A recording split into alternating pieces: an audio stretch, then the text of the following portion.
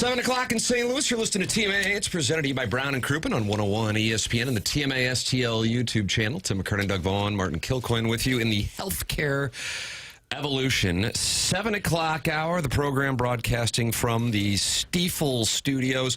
It's a program that solicits your involvement by four different ways of getting involved. Dougie, would you like to take a guess as to what those four different ways the audience can participate and talk to superstars such as ourselves? You Telegram. Could call, you could text, you could email. Call, text, email.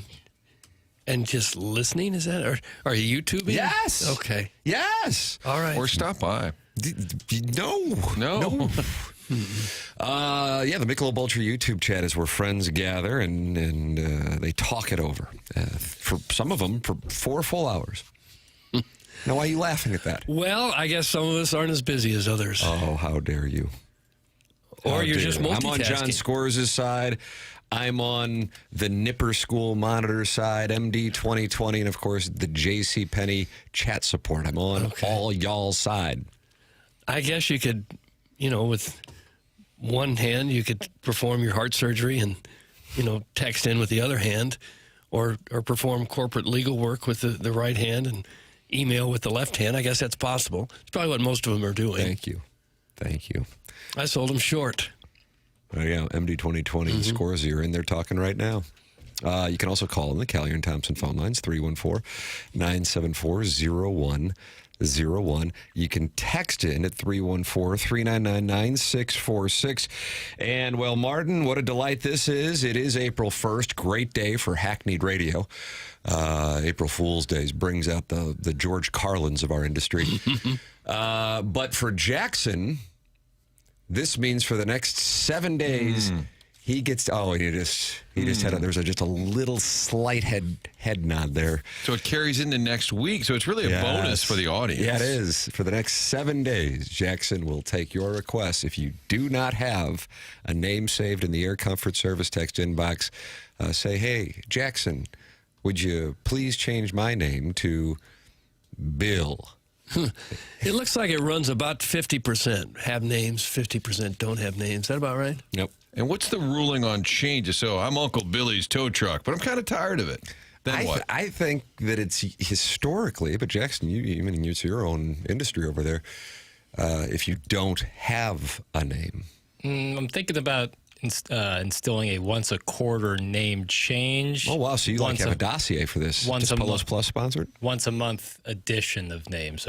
So we're not at our quarterly. We'll start that in May. But like Harrison's brother Master has a brand. Carlos Spicy Wiener has a brand. The Worson Woods Wacko has a brand. Right. The 6-1 Hate has a brand. Sharon from Clayton has a brand. Kind of like Coke, we are not going to accept new Coke. Is that right? That's right. And then you bring out Coca-Cola Classic. Yeah, Greatest marketing strategy in the history of the game, Doug? Well, next to the Bud Light.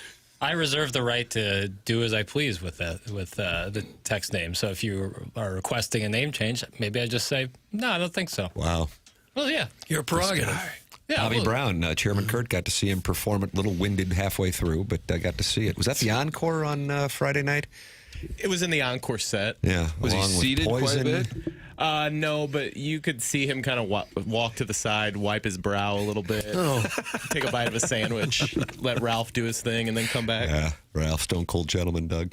Is that the Sensitivity album? I don't know what album. I don't. Do What I Gotta Do. Oh, what a breakup song.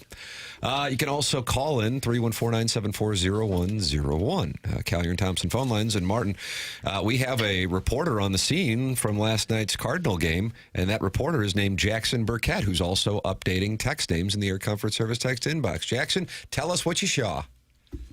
Some good pitching is what I saw.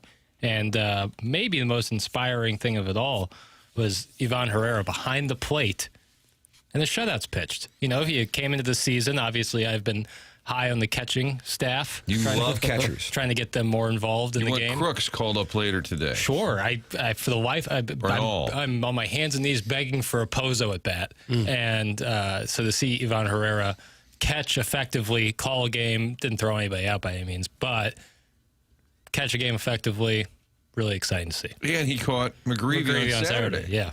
No hitter. Yeah. So this Herrera behind the dish, not done with it yet. This guy so far So good. Maybe it's working. And he had a hit and drove in a couple of runs. The line drive double he hit to drive in runs was one of the hardest hit baseballs I've ever seen in my life. I mean, that thing was smoked. It was on a beeline right from the bat to the wall in left field. That was awesome. He ripped one a 3-0 pitch that was down the line, but just foul. Watch this, Doug. Just foul. Just foul. Okay. But the energy. Thinking, I think they're gonna turn him loose there on 3-0, and why they did. Why they did. You know. They should still switch he and Wynn in the batting order. I don't get Wynn batting fourth at all. Did I you guess yell about it? They want damage in the 2-hole. Well, they got some damage right now in the 4-hole. He's hitting 143. It's a little damaging. No And problem. with runners at first and second, he was bunting. Watch this, Doug. Bye, baby bunting. Daddy's gone hunting. Okay. Okay, you want your Is that the cleanup sign guy from the laying down dugout? a bunch. With runners at first and second. Crowd-wise, Sparse. okay. Sparse to say the least. How about the all-you-can-eat area? Filled to the brim. Really? like notably? Like legitimately, outside of like your main lower bowl sections that are often filled, the most filled section. upper left field Big Mac deck. land, and then the section right next to it was filled to the brim. It was a really good idea on the organization's Absolutely. part. Got national attention. Yeah, really good idea. Yeah, filled to the brim. Becomes a thing to sit in the upper deck. Yeah. I heard yesterday at this Cardinal luncheon that the average person eats 11 things from the concession stand. No way. Hold on. What's his? The Cardinals had their radio luncheon yesterday. I went, and they talked about the new things in the stadium. And Vicki Bryant got up and said the average person is getting 11 items over the course of a game from the all-you-can-eat That sounds area. extremely high. Holy crap! How I is guess that includes a soda, a beer, pretzel, hot dog. But you only get Okay, well, You we go still got 3 7 times. to go. But you select 3 items, but they're getting Hold those. on now, Doug, are you saying in the all-you-can-eat area? Yes. Okay, I thought you meant in the whole building. I'm No, sorry, no, but all you at can the eat all- area. I still think. Still think that's high. Yeah, it seems startling More to than me. one an It's inning? not 11 different things though. It's 3 things that they're getting 11 times. That I'm Martin's reading at 33. I don't have the exact metrics on it What? for you. I'm reading. You and pretty math. sure that's what you said. No, I'm like getting like. Listen here. Oh, you got to listen no. here. Listen You got to listen here. I'm You reading raising your voice? I'm reading from the Cardinal website. Coca-Cola Unlimited includes Coca-Cola products, hot dogs, chicken tenders, bratwurst, nacho chips and Yep, cheese, French yep. fries, popcorn, peanuts, kettle chips, ice cream cups. Fans may select up to 3 items per visit and return as often as they I like. think the 3 items is each time you walk up there. Right. You say, I could have a hot dog, I could have a nacho, and then the next per visit. Okay. Yes. You're not stuck with those same 3. No, I misread. Maybe they're counting each chicken tender. Okay. If I didn't, unless I heard her incorrectly, that's what I think she said. Vicki Bryant, call in. 314-974-0101. Good news, though, Martin. Barge Guy is on the Callier Oh, and thank Thompson God. phone lines, and he starts things off here on 101 ESPN on April 1st, 2026, what I think is actually the low point for our industry usually. Good morning, Barge Guy. Good morning. Hello, How you guys Bargy. doing today? Oh, we're fine. You? I'm doing great. Hey, it's good to have the band back together again, finally. All you guys there at the same time.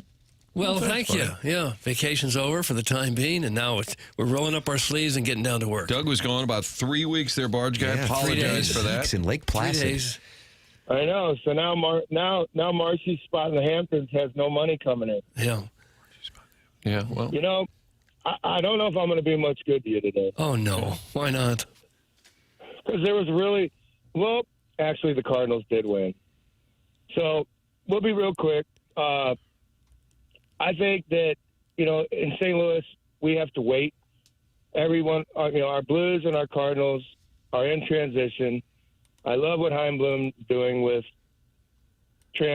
transforming the club to nothing but new talent. The kids are going to be great. I think they're going to be exciting. We really need to find a bullpen. But other than that, I think it'll be more of an exciting season for us to watch people grow. Don't you? Well, yeah, you got 4 innings of no-hit relief last night from the bullpen. 4 different guys. I know. It was refreshing. Yeah, hilarious. After the weekend. yeah, they have had some problems. You got 2 guys who I feel you can count on, and there's others. And those would be, for the record, Doug, you know who they are. Well, Romero's pretty Right. good. And O'Brien. O'Brien, yeah, he closed it out. Other last than night. that, it can be touch and go. Go ahead, Barge Guy. That's all right. So The river's up, my friends. I was just going to ask. I want to know about the river. It's got to be up. The river's up. We're not running ground on barges. They're struggling to get things moving. So everything is flowing from New Orleans to Minneapolis. Things are going great. So that is good. We're helping. We're hoping that we can sell things across the world to keep all of our business flowing. But that's going well. So I'd like to ask you a question. Okay. Doug, you taking any questions this Well, morning? a quick one, yeah, sure. All right, real quick. So right before you guys start, Pat Costello does I'm over it. Can I do a quick I'm over it? I'll be quick. Sketches and bits. Sketches Sure, and bits. whatever. Go for it. All right. I'm over the construction on Highway 55 from Festus to downtown St. Louis. Are you? You seen enough of it? Text inbox is I mean- light up. You got nothing but lanes changing from Festus all the way to Imperial. Then all of a sudden, 2 days ago in Arnold, not only did they close 2 lanes on the left side of the highway going north to downtown, they put permanent lines like, hey guys, we're going to be here for years. Well, I have a carport. Wow. Well, So you're over that. You're tired of it. I'm over it. You've For had the love enough. of God, finish a project, MoDOT. there you go. You may want to call Roger Brand for an update. Oh, What is Captain. that? 436-7900, I think.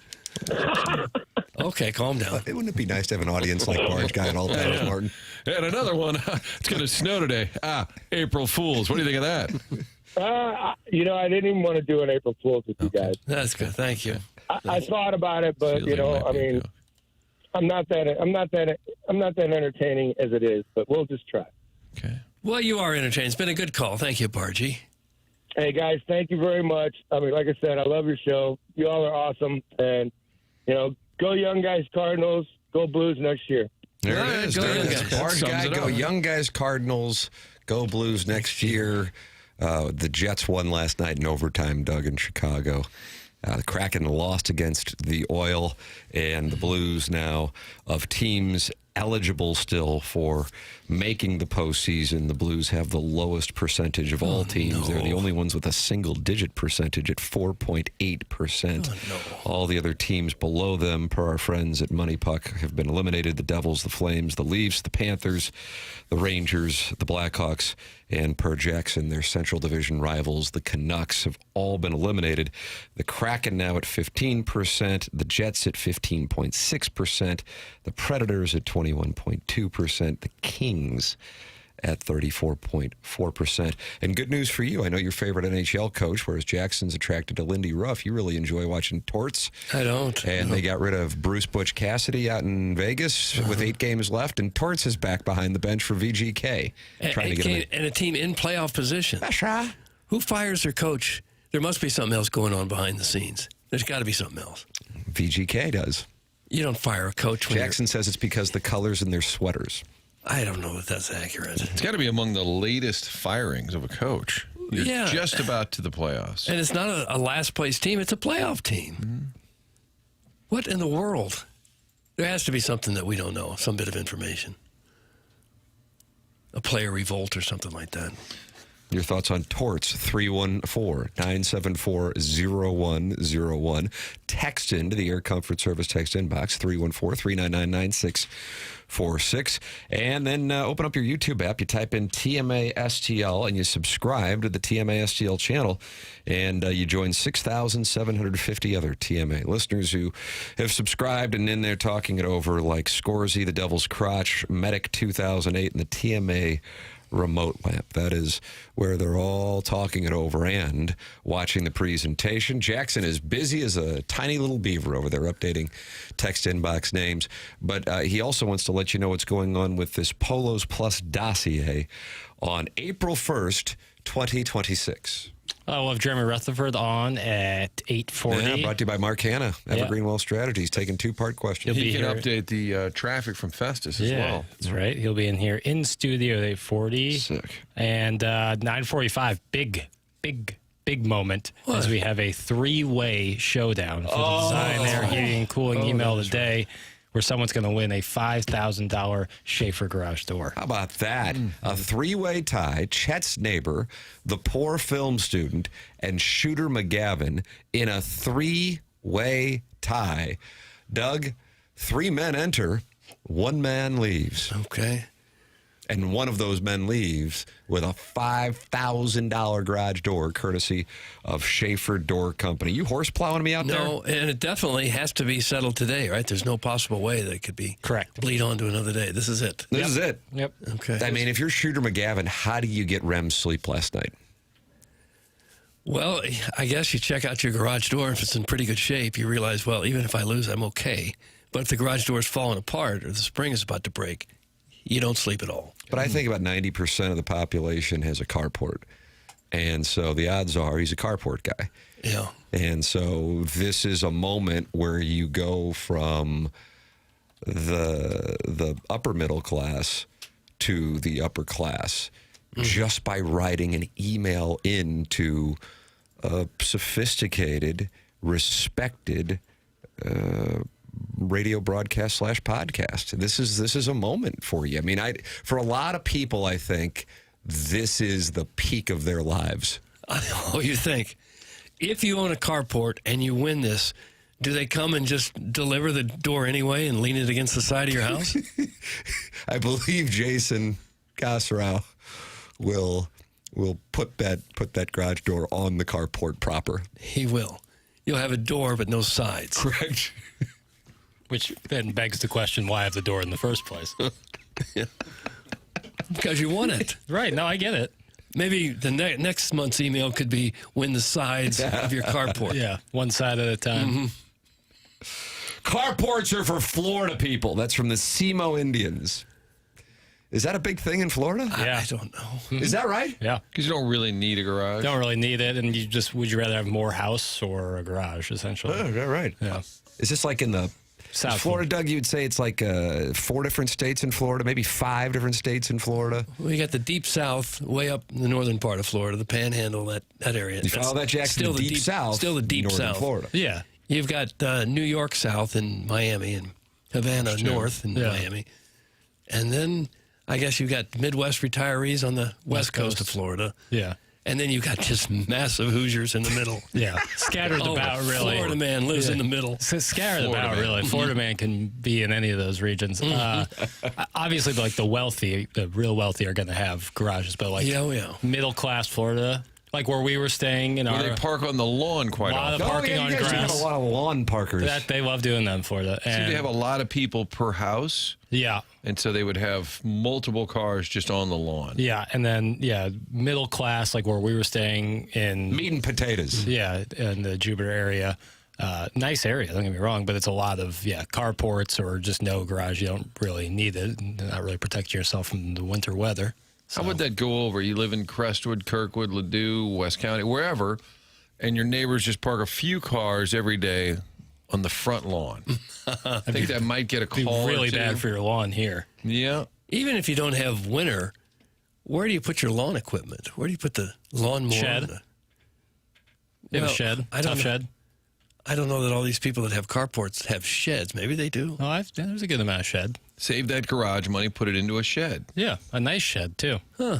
A tough shed. So you're actually doing a spot? No, can you name another shed company? Bill's Sheds. Yeah, Bill's Sheds. Acme Sheds. Sharon and Clayton, unsolicited, but nonetheless, I can confirm I have a garage down here. That's Sharon and she Clayton. does. Right, like if you're obviously really wealthy, you don't care about having. She has a $15 million home, you think? She said, we kept saying numbers, and she's like, not even close. Which Right. was interesting. But, yeah, like if you're super wealthy, you're going to have a garage down there. You don't have to be super wealthy. I had a garage door when I lived there. I wasn't super wealthy. Right. Wealthy for sure. Super wealthy, I don't know. I thought you were in an apartment in Miami. I was all over the place. I lived like 4 or 5 different places. Gotcha. And that was with Steve Aoki's dad living above you? That was Quayside condos, yeah. Rocky Aoki? Rocky is the father who started Benihana. That's who lived there. Right, yeah. started Benihana. Steve Aoki, DJ. Yes. His bathroom collapsed onto Rocky Aoki, a major part of Wolf of Wall Street. How about that? Yeah. And a Sal Aoki golfer? And he was known by as the name Jumbo? I think we might be onto something here. I think we're on a heater. You're welcome to call in on the Aoki family, 314-974-0101. Collier and Thompson phone lines, 314-399-9646. That's the Air Comfort Service name. And if you're sitting there going, I don't get my text read. Well, here's one of the things. If you have a name, you can then establish a brand. And then we see that in the Air Comfort Service text inbox, and you're more apt to get read. So politely request of Jackson Burkett, you have a name in the text inbox, and maybe you would be able to brag to your friends and the ladies at the cocktail lounge that your texts get read on, what do we call it, a sophisticated and radio broadcast podcast. Now all of a sudden you're a star. Sure feels that way. Sophistication is really the cornerstone of this entire presentation. Nice. Thanks for saying that. Did Barge Guy get us to carports? Is that what happened? Barge Guy led to carports, led to Florida. Yep. And there's 4. Doug mentioned 4 of the 5. I couldn't come up with a 5th Florida man. Maybe there's a variation of the Hoosier. It could be. You don't have to go too deeply into the interior of Florida, and it hits you. Oh, my. That's what you say? You kind of hear banjo music in the back of your head? Yeah, kind of. Schaefer Door Company is the prize that one of those 3 people are going to win today at 9:45 by winning the Design Air Heating and Cooling email of the day. Thank you to Jason Gosrow for the prize. It's Schaefer Door Company, SCHAEFER door.com, or call or text 636-782-3608. That's going to get the quickest response time. They service all kinds of garage doors for service and new installations with LiftMaster. LiftMaster garage door opener. Strong, quiet, versatile. It is Schaefer Door Company, longtime TMA sponsor. They service commercial doors as well. Go to schaeferdoor.com or call or text 636-782-3608. Schaefer Door, a LiftMaster partner. The program's called The Morning After. It's presented by Brown & Crouppen on 101 ESPN and the TMA STL YouTube channel.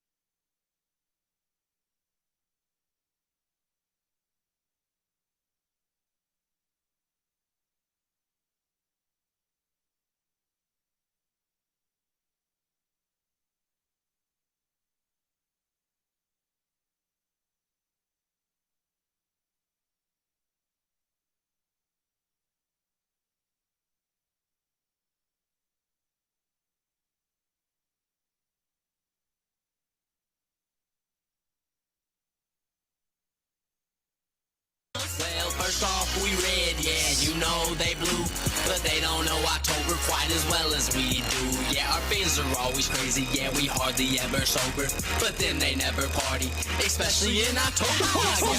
We the truest red birds in our hearts. So many pennants, we should hang them from the arch. I love my birds on my chest, I love my birds on my hat. As long as that bird red, I'ma put it on my bat. I love my birds on my chest, I love my birds on my back. As long as that bird red, I'ma wear it on my hat. Yep, and Cali got them wheels, so you know he gon' steal. The Cards, they got that staff, they gonna seal us the deal. Yeah, St. Louis always rowdy, yeah, so let me hear you clap your hands. Started off slow, but now we back up on track, man. Every day a holiday, when your name is Matt. Man, St. Louis got the Mr. Freeze that can handle a bat. Man, now we headed for the ring with Lancey B's vicious swings. Steal if you please, yeah, he'll gun you from his knees. However you gotta stay. I'm even saying please. We love you in St. Louis, so you just can't leave. You're a hero to the city, yeah, it's not just me. And I know you're under told me to let it breathe, Martin, so I'm just letting it. It's just 10 o'clock hour brought to you by. Is this new? Old Show 15 years old. I've ever heard it. You know, it's kind of like when you hear Eagles. You're like, man, this is timeless. Artist? Doug is a treader? Yeah. I believe that's who it is. Look, mad props out to John Jansen Field, looking like my all-time favorite Rick Ankiel. Also got to give a shout out to my Grand City Warriors. This one's for you, but most importantly, this one's for the Cardinal Nation. Let's go, Birds. Granite City. Goodness sakes. I was under the impression that was on my CDS. It's kind of got that McKernan, like, changing his voice thing to sound as if he's from somewhere else. Frank Street Elliott. tough. It's TMA 101 ESPN shows presented to you by Brown and Crouppen. We broadcast from the Stifel studios. It is the Healthcare Evolution 7 o'clock hour. Healthcare Evolution online at healthcare-evolution.com. That's my guy, Logan Taylor. And they've been in studio, and they have seen Doug, they have seen Jackson, they have seen me, and we recommend you check them out at healthcare-evolution.com, the 7 o'clock hour sponsor. Bottom line is this: if you are experiencing pain from an injury, there is a good chance that you're going to have to wait a few weeks to get in to see your doctor, who will then send you to a specialist, and then you will be going through some kind of procedure, and you still will be in pain, even if you don't have a full answer as to what's going on. Well, what if you could get an answer right away and get treatment and same-day pain relief? Healthcare Evolution has a novel concept. When you have a medical issue, get real answers and same-day pain relief from Healthcare Evolution. It's a local company right here in St. Louis. No waiting for appointments, no waiting on answers, no insurance hassles. Healthcare Evolution will give you real answers and same-day pain relief right on the spot. Get rid of those nagging injuries. It's healthcare-evolution.com. See firsthand the same benefits I've received with Healthcare Evolution. Check them out online at healthcare-evolution.com. Kind of sucks that the Brewers were able to win last night, Doug, because the Cardinals remain a game back in the National League Central pennant race. But they're 3-2, and if you could just keep that pace up all year, you'd win about 97 games. You'd be one of the best teams in baseball. Why don't we go down today and ask Ollie? It's a little early to be watching the standings. You guys like scoreboard watching it all? Mm-hmm. You feel like you can win 97? Why can't they? Why can't they? Well, I don't know. Not many teams do. It doesn't feel like they've been on a tear, but that is the pace. Solid ball, Doug. If you win 3 out of 5, that's plenty good enough. Why do you hate Ramon Urias? I don't hate Urias. Doug, it's almost as if you're coming around that they just need to win every series. Because if you win every series, right? Well, but you don't get credit for that. Jackson does. He has a standings over there for series. Well, right now, they're then he'd be 1-0 in the one. season. 1-0. Opportunity to get another one today. Yeah, you could be 2-0. Going to be a tester, Martin. I would describe this as a 8-foot downhill left to right putt. Sure, theoretically you could make it, but you got to get that Peralta today, and that's gonna be a tester. You need him to start and then have a little rain delay and knock him out. Nice. Yeah, the forecast is iffy today. If you are in the St. Louis area, you see the other day we were dealing with cloudy skies, and the forecast has rain, but it's not necessarily an all-day thing. I would imagine they will do everything possible to get this thing in. Cardinals then have the day off tomorrow and head to Detroit, where we will find out whether or not they're wearing Navy caps. And what a moment it would be in St. Louis if they would bring the Navy caps out Sure would be nice. on Friday afternoon for the Detroit Tigers home opener. This city would be up for snatch I don't grabs know if what the it means. Navy caps come out. I don't know if it means that retweeted much. Chairman Kurt's video for the Navy cap song, and Twitter's been set ablaze like the Megan Fox Instagram post. Someone took to Twitter. Yes, they take to Twitter. Okay. They, what is it? They broke their silence. I like that. I broke my silence on Twitter by retweeting Chairman Kurt's video of the Navy Caps song. I think that may be the first. I mean, you retweet it. I see them making a move by what, like noon, announcing it. I would think so. What if they don't announce it? Just walk out there. Oh, Mark going to be up for snatch grabs. Don't They announce won't do it. They'll wear red hats in Detroit What? against a dark-headed Tiger troop. But the fans want the Navy Caps. I know. Doesn't matter. Do we got a mole down at Busch that we could get that song to play in the stadium at any point? Martin, you We got him to next? play Joshua for Colby Rasmus, and then that got him traded, and the Cardinals won the World Series. This show has brought a world championship to St. Louis. You think John Hewlett could sneak that in? I think he would. Okay. Used to be down the hall here. That's right. He's a friend of Hubbard. No, absolutely. Get him involved. He's in here every week. Tim, would you consider Pies leading off today? Because Petey, they call him Petey. You like that, Doug? Petey. I don't mind it. Petey Pages. Said Petey the other day, Ollie did, and Glenn Zimmerman said, who's Petey? And I said, that's Pedro Pies. 2 for 4 against Freddie Peralta with 2 homers. Yes. Ivan Herrera, 3 for 6 against Fred. Maybe this Cardinal club's about to beat the Mets. Looks like it's ready to soar. Can we get a Pozo at bat somehow, some way? You want that. You need that, actually. Badly. It's our guy. Yeah, maybe he'll get in there today. For the record, the Cardinals are plus 141 today. The Mets heavy favorites, minus 171. Freddie Peralta, Matthew Liberatore in St. Louis at 12:15. Weather could be an issue for the game time. We shall see. Jackson, why don't you go down there and do a little cougar hunting? No, went yesterday. You went cougar hunting yesterday. No.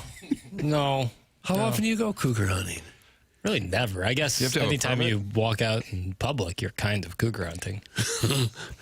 In a way. But no, the vibes weren't there for it last night. And does a rain delay or crummy weather impact the possibility of infidelity down there? Wow, great question. Gosh. Great question. Well, do we have any Cardinal insiders? We can ask that question. You know, I would gather that if it's just like a brief shower and an otherwise lovely day temperature-wise, then that can increase the intake of the demon booze. Right.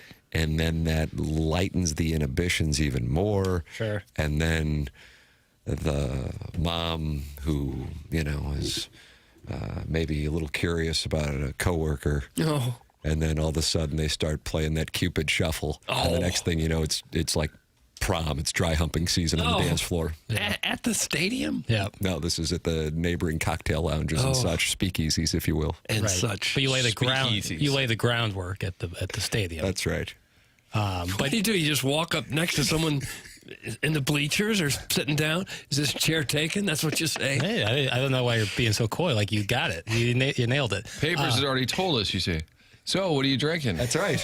Yeah. Come here often? Right. He there gave you us that line on Thursday at opening day last week, Doug. He told us how he approaches ladies. Oh, and what was this? Well, just any way to start a conversation. Right, but And- give because I'm Well, sure it's a lot like- of listeners are like, man, I want to score like Jackson. But if you were in line for a beverage, you'd ask, like, what are you going to be drinking? And then you talk about it. And then maybe by the time you get up there, you offer to say, hey, how about this one on me? You get the next one. How about this guy? Doug, that's a smooth dog. And then Well, you are Martin a smooth said, dog. Martin was worried about a second question problem with that and said, so you like carbonation? Depending on the drink. I didn't know where you could go with that. Which I've still been giggling at. But you have to admit, Tim, that with this crummy weather, it's certainly not sundress season. No, that's tough. Yeah. And you wouldn't just walk up to some lady and say, hey, what's a morbidly obese woman like you doing in a place like this? Cut that off. I think you might swing and miss on that one. Guys, I would love to see papers in a playroom I'm pretty sure it would blow his young mind. That's from the Swinghaven board member. Doug, have you ever been in a playroom? I don't think so, no. I don't kink shame, but anytime you start talking about any sort of sexual interplay as straight up play, I gotta be honest, and I hate to do this, a little creeped out. You just kink shamed right here Like on the the show. word playroom. I hope you dropped out of that. I told you I hated to do it, but that just gives me, that feeling in your spine. You're like, ooh. Mm-hmm. That's what I feel when I hear the word like playroom. You just had a 50-year-old man invite you to go have sex with him and his wife, and now you're saying it's creepy. Well, he said a playroom. That seems like there would be a lot of people.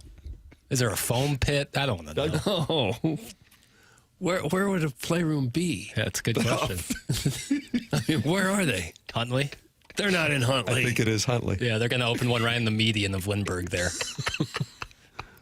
That's about all there is of Huntley. Yeah, and that much enterprise there. Yeah. Hey, guys, did I just hear papers say, hey, I'll get this drink, why don't you get the next?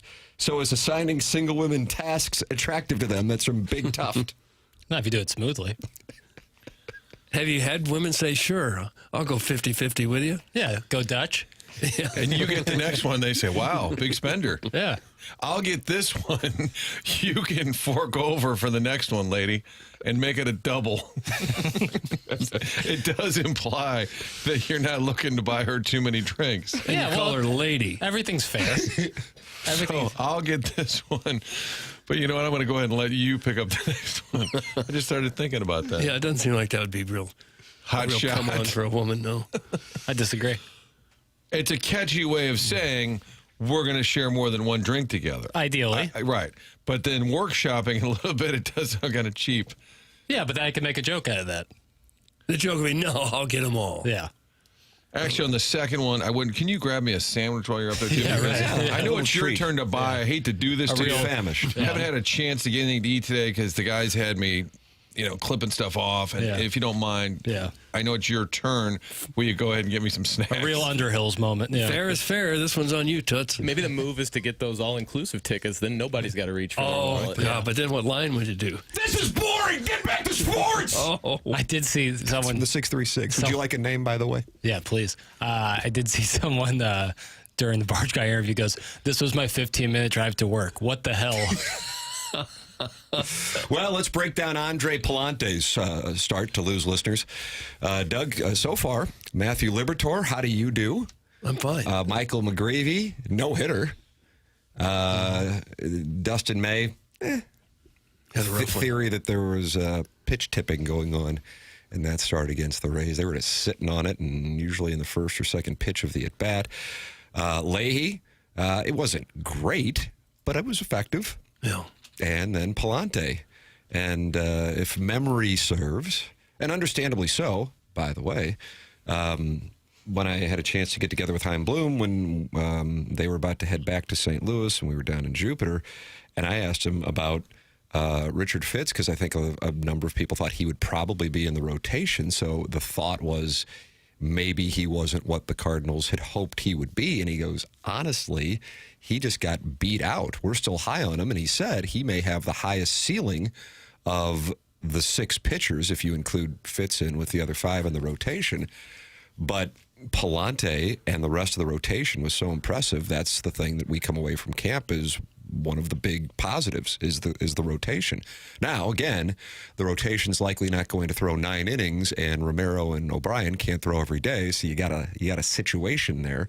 But the rotation was something that Chaim Bloom down in Jupiter, as they were getting ready to head back to St. Louis, so basically at the completion that he was high on, and Palante, which I realize can be a bit of a punchline around here, was one of the pitchers who stood out and that he had implemented a couple of new pitches and one really effectively over the course of spring training, and that is why they sent Fitz down, and he got to keep the spot in the rotation. And last night he goes through a lineup that includes Lindor and Soto and Bichette, and he navigated it quite well. Here's Ali Marmol on Palante's start.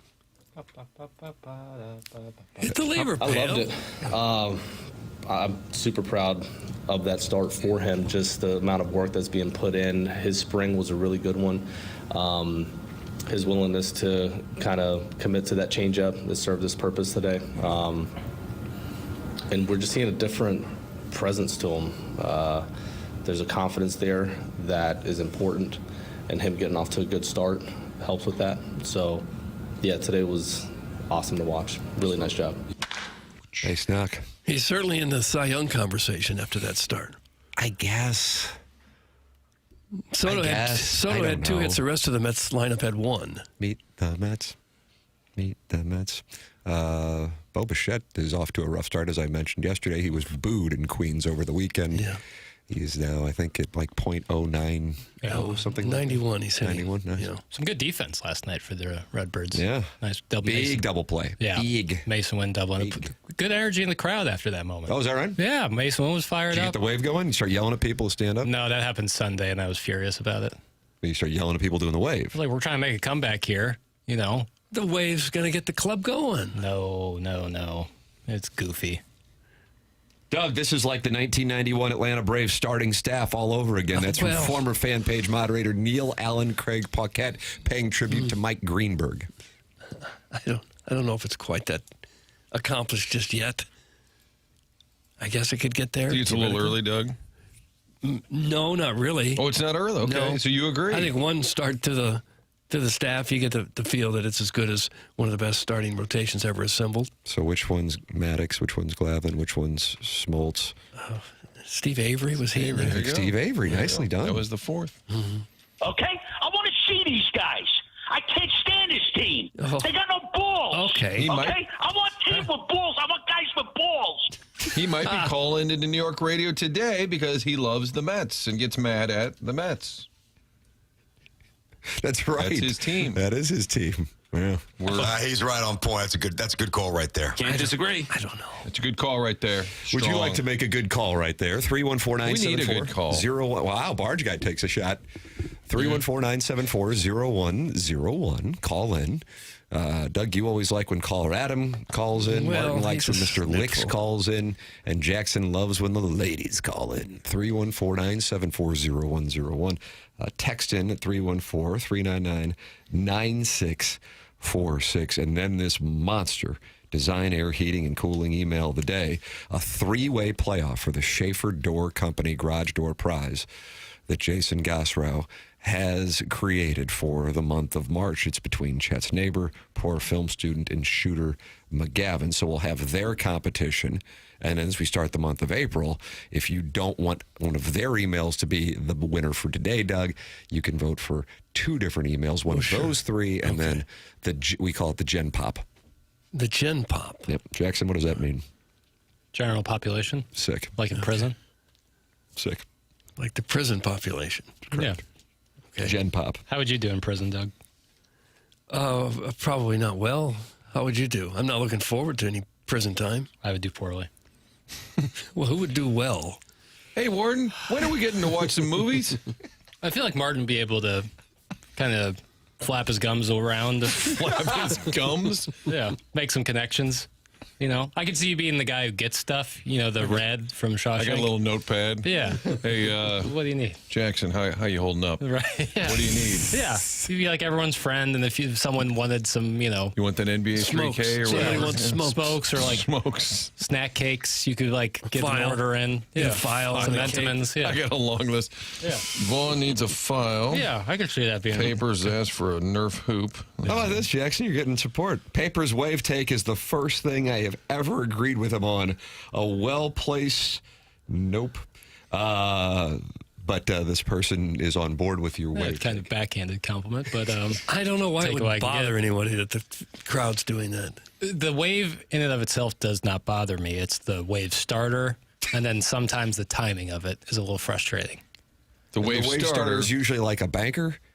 No, I imagine that in the fall time, they work at one of the many haunted houses doing the scaring. Oh, for heaven's That sake. seems to be the vibe. I gotta tell you, that is Scaring. really specific, but I think it might be accurate. Yeah. The wave usually starts when the game gets boring. The fans are bored. It doesn't happen with the game on the line. They're not doing the wave. But what Papers is saying, sometimes they do, Right. and they kind of misread the moment. Right. The game might be hanging in the balance.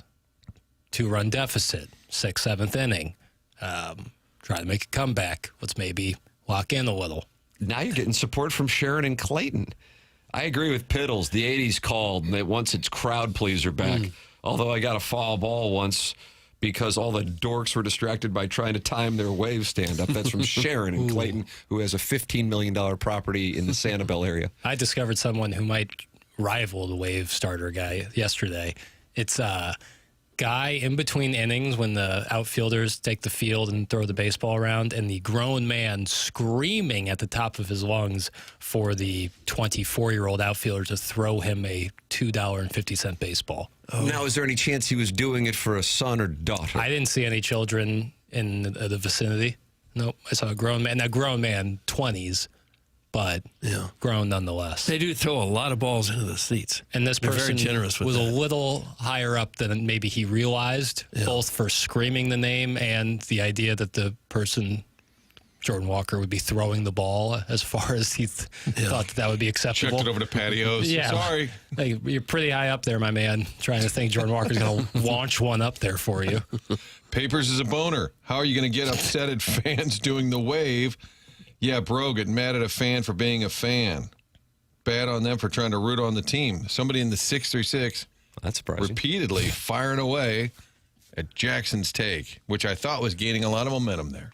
I mean, anytime you're bold, you're demonstrative in your take, you're going to have people oppose it, and that's fine. Look at this guy. Look at the courage. Part of the gig. Look at this. Part of the gig. Do you I don't take yell part in at it? people. Do you raise your hands? And Absolutely go, not. Whoa. Absolutely not. Why not? That's my protest. Do you do the power play dance at a Blues game? That would require me going to Blues games. Oh, I don't even know you anymore. I mean, Blues and Kings tonight.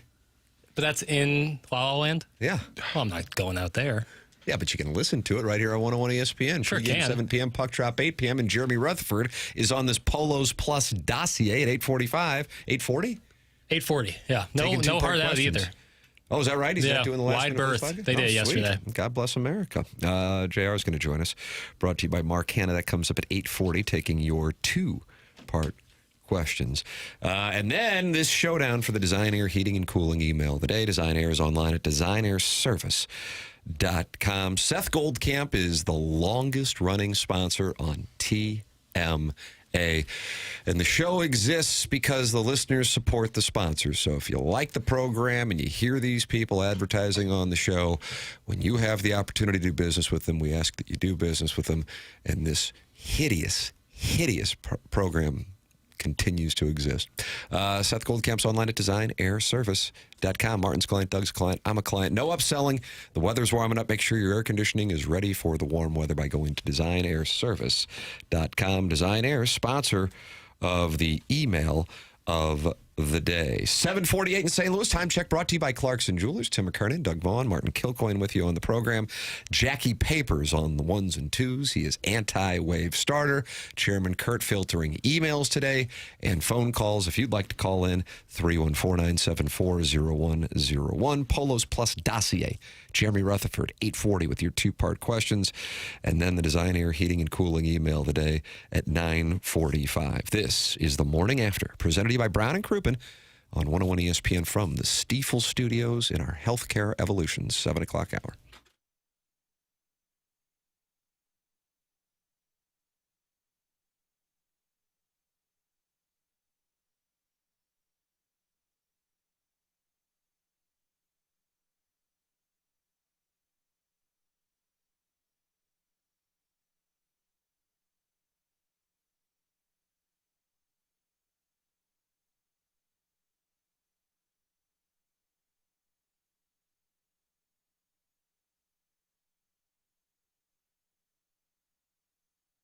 Looking for a vehicle, but you're not sure what you can get approved for? Get online. Autoloanpro.com. That's the website to head to. Doesn't matter what the situation is. And whatever your circumstance, they're going to get you into that vehicle. And their promise to you is little to no money down. Best rates possible. They do that by working with over 50 different lenders, and that way they can get you the lowest rate possible. Buying a new car, financing it, especially if there's been a hiccup there, can be a little, anxiety-inducing. Don't worry about it. Work with a pro. Autoloanpro.com. Great website. Vehicles are on display there. Also, they put together that free playbook explaining to you how the credit industry works. So get your credit back on track. Get into that vehicle. Do it online. They are part of the Lita family. It's Autoloanpro.com. Go to the website, check out the cars, and best rates possible. That's one of their guarantees to you. Financing a car, all you need to know is to choose the pro. AutoLoanPro.com.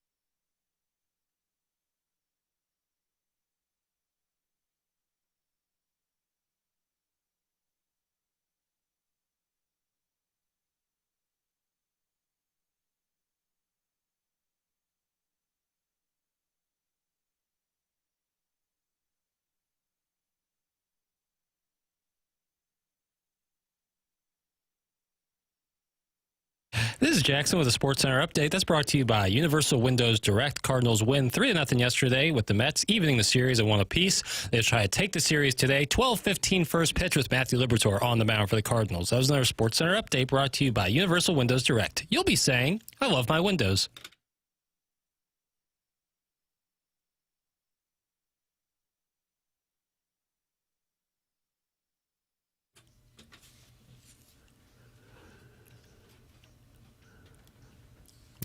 Doug.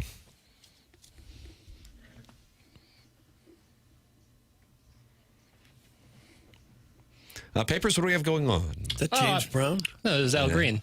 Oh, okay. Just with the day game today, felt like love's in the air. Oh. We're getting back to that, are we? And Al Green just he always works. He always works. He did Take Me to the River before the Talking Heads? It was his song, or did he redo it? I can't remember. Gosh. Now, Papers, when you went to the game yesterday, did you find some free parking? I went with a buddy who has like a parking deal. Oh, Private Citizen Pete has a parking deal? No, a different buddy. Oh, Herb. No, I wish. I wish Good. Herb was in town. No. The Ken Dog. No, not Sweet the Ken Sweet Kai. Dog. No, not Sweet Sweet Kai. These are all good guesses, though. But person's family works downtown, has like a parking deal kind of thing. So Easy pass. I was feeling pretty. Producer Joe. Landing strip. Pretty sweet, honestly. Wow. Anytime you can So cryptic. park for nothing. Oh, that's yeah. great. Big fan of that. Do you call Doug when you get a great deal on parking? I was thinking about let me texting him. Mm-hmm. Doug, these phone lines are lighting up today, meaning Chairman Kurt is busy as the tiniest of beavers, just like Jackson is, because it's April 1st, which means for the next 7 days, Jackson will be updating those who don't have Air Comfort Service text inbox names. You just politely request it, and then you do it. How many have you been updating so far? Probably 20 or so. There you go, 314-399-9646. You can call in at 314-974-0101. Cal, you're in Thompson phone lines. Coming up at 8:40, Jeremy Rutherford in studio fielding your two-part questions brought to you by Mark Hanna of Evergreen Wealth Strategies, and then a monster design, air, heating, and cooling email of the day, where one of Chet's neighbor, the poor film student, or Shooter McGavin, is going to win a $5,000 garage in this three-way tie for the month of March prize from Schaefer Door Company for the design, air, heating, and cooling email of the day. The Cardinals with the win last night as they improved to 3-2. Doug, do you like this rubber match today? Do you like that term? Well, I've heard it many years. Yeah, but do you like it? I'm okay with it, I guess. Nice. A rubber match. Sounds like you're not happy as you repeat it to yourself. It doesn't mean a lot, really. What does it mean? I'm finding out right now. It's who's going to win the series. I know, but you... 2-0. Cardinals have a chance to go 2-0. Yeah. How'd that feel, Martin? What does it mean? Well, who's going to win? I know that, but why are we calling it the rubber The series? rubber match. The rubber hits Maybe the because road? it could stretch either way. It comes from 16th century English lawn bowling. Of course it does. Lawn bowling. It's the idea of rubbing out or erasing the advantage of the opponent. I don't care for that. What did it rub off? Freddie Peralta, Matthew Liberatore. Could be a brisk, beat the rain game. Well, Martin, I am glad you made that observation because that was a source of profit for a number of years for the Tam Avenue Capital Partners, an entity that candidly has never turned a profit. The total for today, 7.5. Yeah, I saw that. 7.5. We're keeping an eye on it. I brought it to the attention of Farmer Jim Edmonds a few years ago when he'd be calling games. And I said, hey, I've noticed when you guys have day games and then you have to fly out, the games tend to go really quick during the week. And there's a part of me that wonders if maybe there's an understanding from the veterans to the young guys that, hey, we play 162 of these. Let's just, let's not necessarily work the count. And he goes, I've never heard that. He goes, but now that I think about it, it does seem like those Wednesday day games go quicker, and more often than not an absolute. So if today is a 10-8 game, you're welcome to DM me and tell me. But more often than not are low scoring and quick. And then he'd be calling games. I wouldn't even be watching. And he would text, hit the under again, hit the under again, hit the under again. So today certainly has the potential for a 2-1 hour and 58-minute Jim Dandy and then the Cardinals can get to Detroit a little earlier. And you would notice Jim calling a game, swing! Swing it!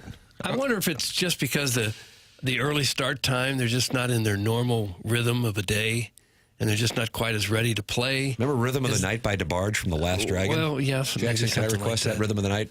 I just can't believe that any hitters Show enough. would say, I don't care what happens at this at bat. I just want to get to the next city an hour earlier. I just can't believe that they would have that mindset. I think it must be that I'm not in my normal pattern. Maybe we didn't take batting practice like we normally do. We played last night. I'm a little tired. I could see that figuring Just in. circumstance. It's not an understanding. Although sometimes the skipper would have the getaway day lineup. That's another factor, too. The old getaway day lineup. And Scott Rowland would walk in, and I remember him out loud saying, wow, Gary Bennett's playing today. And they were buddies, and he said, he's hitting sixth. And then Gary Bennett walks by, and he's like, Big Benny, just talking about you. I think and I get it, you got to give some guys a day off. The old big dumper there, you see that Cal Raleigh got a day off there. Everybody was wondering why, and the manager said, well, we wanted to give him a little break. And it was the third or fourth game of the season. But the getaway lineup can be a factor. My guess is Nathan Church is going to get a day off today. It's been a little rough since his opener, Doug. Last night, in pure desperation, a ball that was clearly a strike, he went right to the helmet. And did you notice that? Yeah, it was not even close. I mean, I was like, oh, boy. It was like the whole ball was in the zone. Like, there needs to be a sit down like, hey, we only have so many of these, and I know you're going through it right now, but you can't just challenge because you're frustrated. That's something, the psychology of the ABS. 0 for 4 last night with 3 strikeouts the night before, 0 for 4 with 2 strikeouts. He had a big opening day, but he's 0 for 12 since then. My guess is you won't see him Maybe today. Sajacy gets a start in the outfield. I think that could be the tight read. I'm sure Sajacy's like, Peralta, I don't know if there's a time I wouldn't mind riding Pine. This might be the one. In that ABS, it's the equivalent of the Jeopardy hit, like real early, like, yes, your answer? I should have let you finish the question first. Yeah, Edith Worden. Sorry? Who is Edith Worden? That's when in doubt. Naturally. Rosie Perez, Doug, was on that in White Man Can't Jump while she was trying to evade the Stuckey brothers. That's right. Right on that? That's right. Nelson Velasquez, Manny, were upset about that this time last week. He is hitless at Memphis. He is 0 for 11. Jackson wants to see Jimmy Crooks called up. Yeah. He has a case. He is 4 for 11 with 2 home runs. It's time. Yeah. Well, the guy who, catches is red hot. Let's just bring them all up. Put him in the outfield. Put Pozo in left today. Now we're talking. Oh, gosh. Why not? Blaze Jordan, I'm not sure 6 for 11 so far with a home run. How about that? He's got the build of someone that could catch. He had a horrible spring. He didn't hit a lick in the spring. Doesn't matter. We don't count that. I guess Unless not. it goes well, then we count it. Walker had a bad spring and is raking. Mason Wynn had a bad spring and is not. Yeah. So put him in the 4-hole. There you go. Josh Baez, for the record, is 3 for 13. That would probably be the name many would be interested in hearing about with regard to the Cardinals. Doug, watch this. Down on the farm, and we established that was Bob Evans down on the farm, not Jimmy Dean. Bob Evans down on the farm. All right, Doug, you get a Sadie Hawkins here on this Collier and Thompson phone lines. What do we got here, Chairman Kurt? You got a lot of people that you're talking to over there. Yeah, we got a new name, 618 Ross, who sounds like he wants to talk exclusively with Jackson. Oh, wow. Maybe it's like that Kurt guy who liked you. That's right. I'm building up a little army. And didn't back off from the idea that he was really into you. He didn't really dispute it. Yeah, but married to a woman with 2 children. Sure. It's okay. Speaking of women, we got caller Ellen. Doug, the ladies love this show. Okay. And also Shrewsbury Seminary student. Doug, what do you want to go with there? I mean, that's a wonderful board. Well, Ellen's been with us for so long. I think we should let her go first. Ladies first. Make it sound like she's going to die. Queen Latifah, ladies first. Is that Moni Love, too? I don't know who it was. Hello, Ellen. Well, hello, fellas. Well, what's up? Well, Doug, I'm calling for 2 reasons. One, well, let me get my outline correct. Yes, one, Jackson, was there a movie boy this past weekend? No, Brief hiatus. What's going you've on? run out of steam. No. That's what I'm wondering. I had my buddy Gareth in town, so we were planning on doing a lot, like a not great live, opportunity. You guys but should have in done it like person. at Ballpark Village or something. And I couldn't find the charger to my Zoom recorder. Oh, my God. If that's our barrier to entry, I'm selling all my stock in Movie Boy. It was the most unique USB charging port I've ever seen in my life. It looked like a combination of a C and the Lightning. I didn't have anything for it, and I was furious, so couldn't do it. What tenacity for the project. Well, sell my stock. Pennies on the dollar. I couldn't be sorrier. Now, is there any chance this is going to be changed to Movie Boys since it's only you and Gareth every single Ellen week? is not happy with this The most presentation. recent, you to shreds. I know. The most recent episode has been Marsh. I got it. Rafe Williams has been, Tim, Doug, they've all been on there. Oh, all your friends. Martin's still waiting for his debut. So Gareth every other week, who I just think is a wonderful podcaster, by the way. yeah, he does. I think he does a good like job. a shot, but he knows ball, and he's good on the But mic. you promised a variety of hosts, and you seem to go back to the well. The old Dan Caesar treatment. Taking it to the woodshed. Yeah, well, we're working some things out, finding our stride. All would right. you like well, to- I'm very pro Movie Boy, and Thank I you. just think if it is Gareth, we need to make it plural Sure. so he gets his due. Sure. I'm not getting Doug, the penny. Yeah, I'm on to point number 2 in my outline. Okay. Jackson, step away. Just change tech names. Doug, Yeah. so you're chastising the baseball players like, oh, there's no way they'd want to, hurry up on a getaway day. I mean, I'm sure you've done some just slipshod work over your career. Every day. I'm sure you've used tape from, whatever, here's John Jay getting a hit in 2012 or whatever Charlie Marlowe says in that drop. So why do you think these guys just don't every once in a while want to hurry up? Well, it's professional sports. If they perform poorly, they're going to You're lose a their professional jobs. broadcaster. Clip that off. Well, that's hardly the same thing. Hey, the pay is better and the exposure is unbelievable. Come on. That's right. Yeah. But since the Cardinals don't have a veteran, who walks through there today and says, keep it moving, fellas? Right. Keep it, I who don't tells think them they that? just don't do that. If you've ever played sports at any level, you don't go up there and say, I don't care what happens on this at bat. Nobody says that. They all want to get a hit. Okay, well, maybe that's the difference then. I'm not athletic other than the fact that I used to be a runner, which isn't the same thing. But Well, it's close. not really. That's all I got. I just can't. I can't believe that sometimes people just have a bad day. That's all, or they're just tired or want to move on. So, Here's what I'll do. I'm going to do this for Ellen and for the team. Next time I'm down there, I will ask Ollie this question off to the side, and he'll probably give me a really blank look. What? Like, guys Candid don't want to answer. have. I'm going to say, no, sir, hear me out. Whoa. No, that's what I'm going to tell Ollie. Oh, I Hear thought me. you were saying that. wow. I'm saying I will honestly ask this question to him off to the side for you guys. Okay? But Ellen, you really think some players would rather make a quick out so they can get to Detroit an hour earlier? And I don't think they'll go to Detroit till tomorrow, so today's more about logistics. Dinner reservations. Oh, I'm gonna nice. guess. Where do you think they're going? Think they're going to Wrights? I think Ollie's going to Napoli, and he's like, guys, swing. Let's go. Sizzler. Rain Sizzler. delay. All right. Alan, I got to tell you, there are a lot of guys in the text inbox who are really a fan of your work. Oh. They, it'll change. Don't worry. It'll change. This audience, But I there are a appreciate lot of the people that want to 3 ask you minutes out. of excitement. Oh, wow. They'd be really disappointed if they saw me, but I'm glad they liked me on the air. Doug, how about that?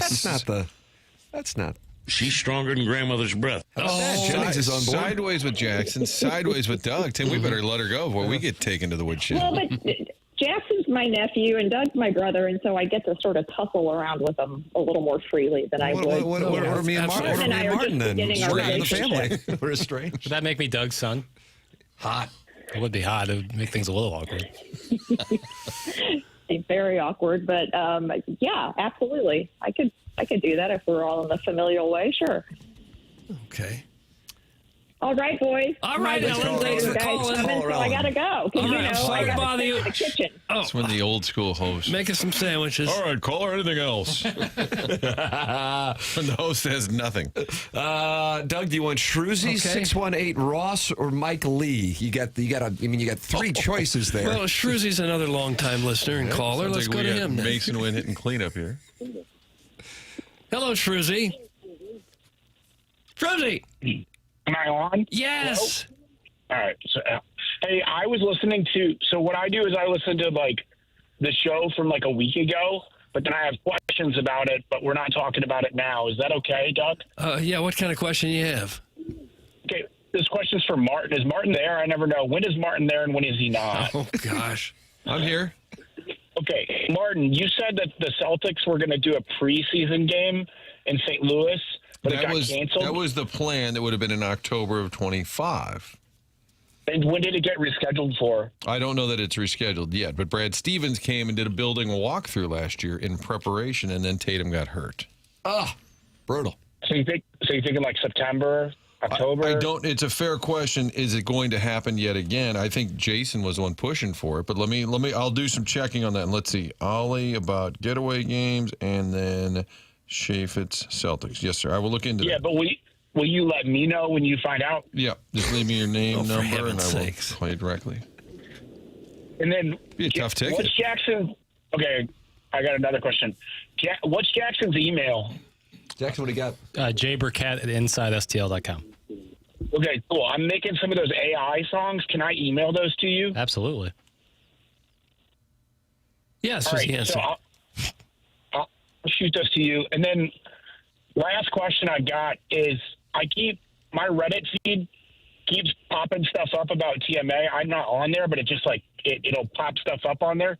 Why do so many people hate this show? Is my question. Well, you've heard it. I guess that's a good enjoy answer. it. You guys are great. Why do people care so much about a radio show? Is my question. Like, Jack, you know what? It's a love you wonderful guys, but I question, just don't Shrewsbury care Seminary as much. student. And Jackson, you have an explanation that every show has a Reddit page. Yeah. where- If you're a But certain, now it's become a big part of Bill Simmons' show, you were saying, on a recent QFTA? Yeah. They have a whole Twitter account, r/Bill Simmons, and they do a podcast about Bill Simmons' podcast. And they hate his show too. And I listen to his show every time it comes out, and I love it. I don't know why you could. What there is to focus on hating a podcast that much. Like, I don't. I think that there is like a routine and then like a gene that a lot of people have where you really like something and you listen to it all the time and you love it, or a TV show you like and you watch it. And then there's a more rare strain of that where it's that, and then also like I need to engage with this with others or the people directly to satisfy this like obsession. Not obsession in a bad way. I'm not using that as a pejorative. Yeah. It's like a lot of people listen to the same thing or do the same thing every day. It's not really obsession, but kind of.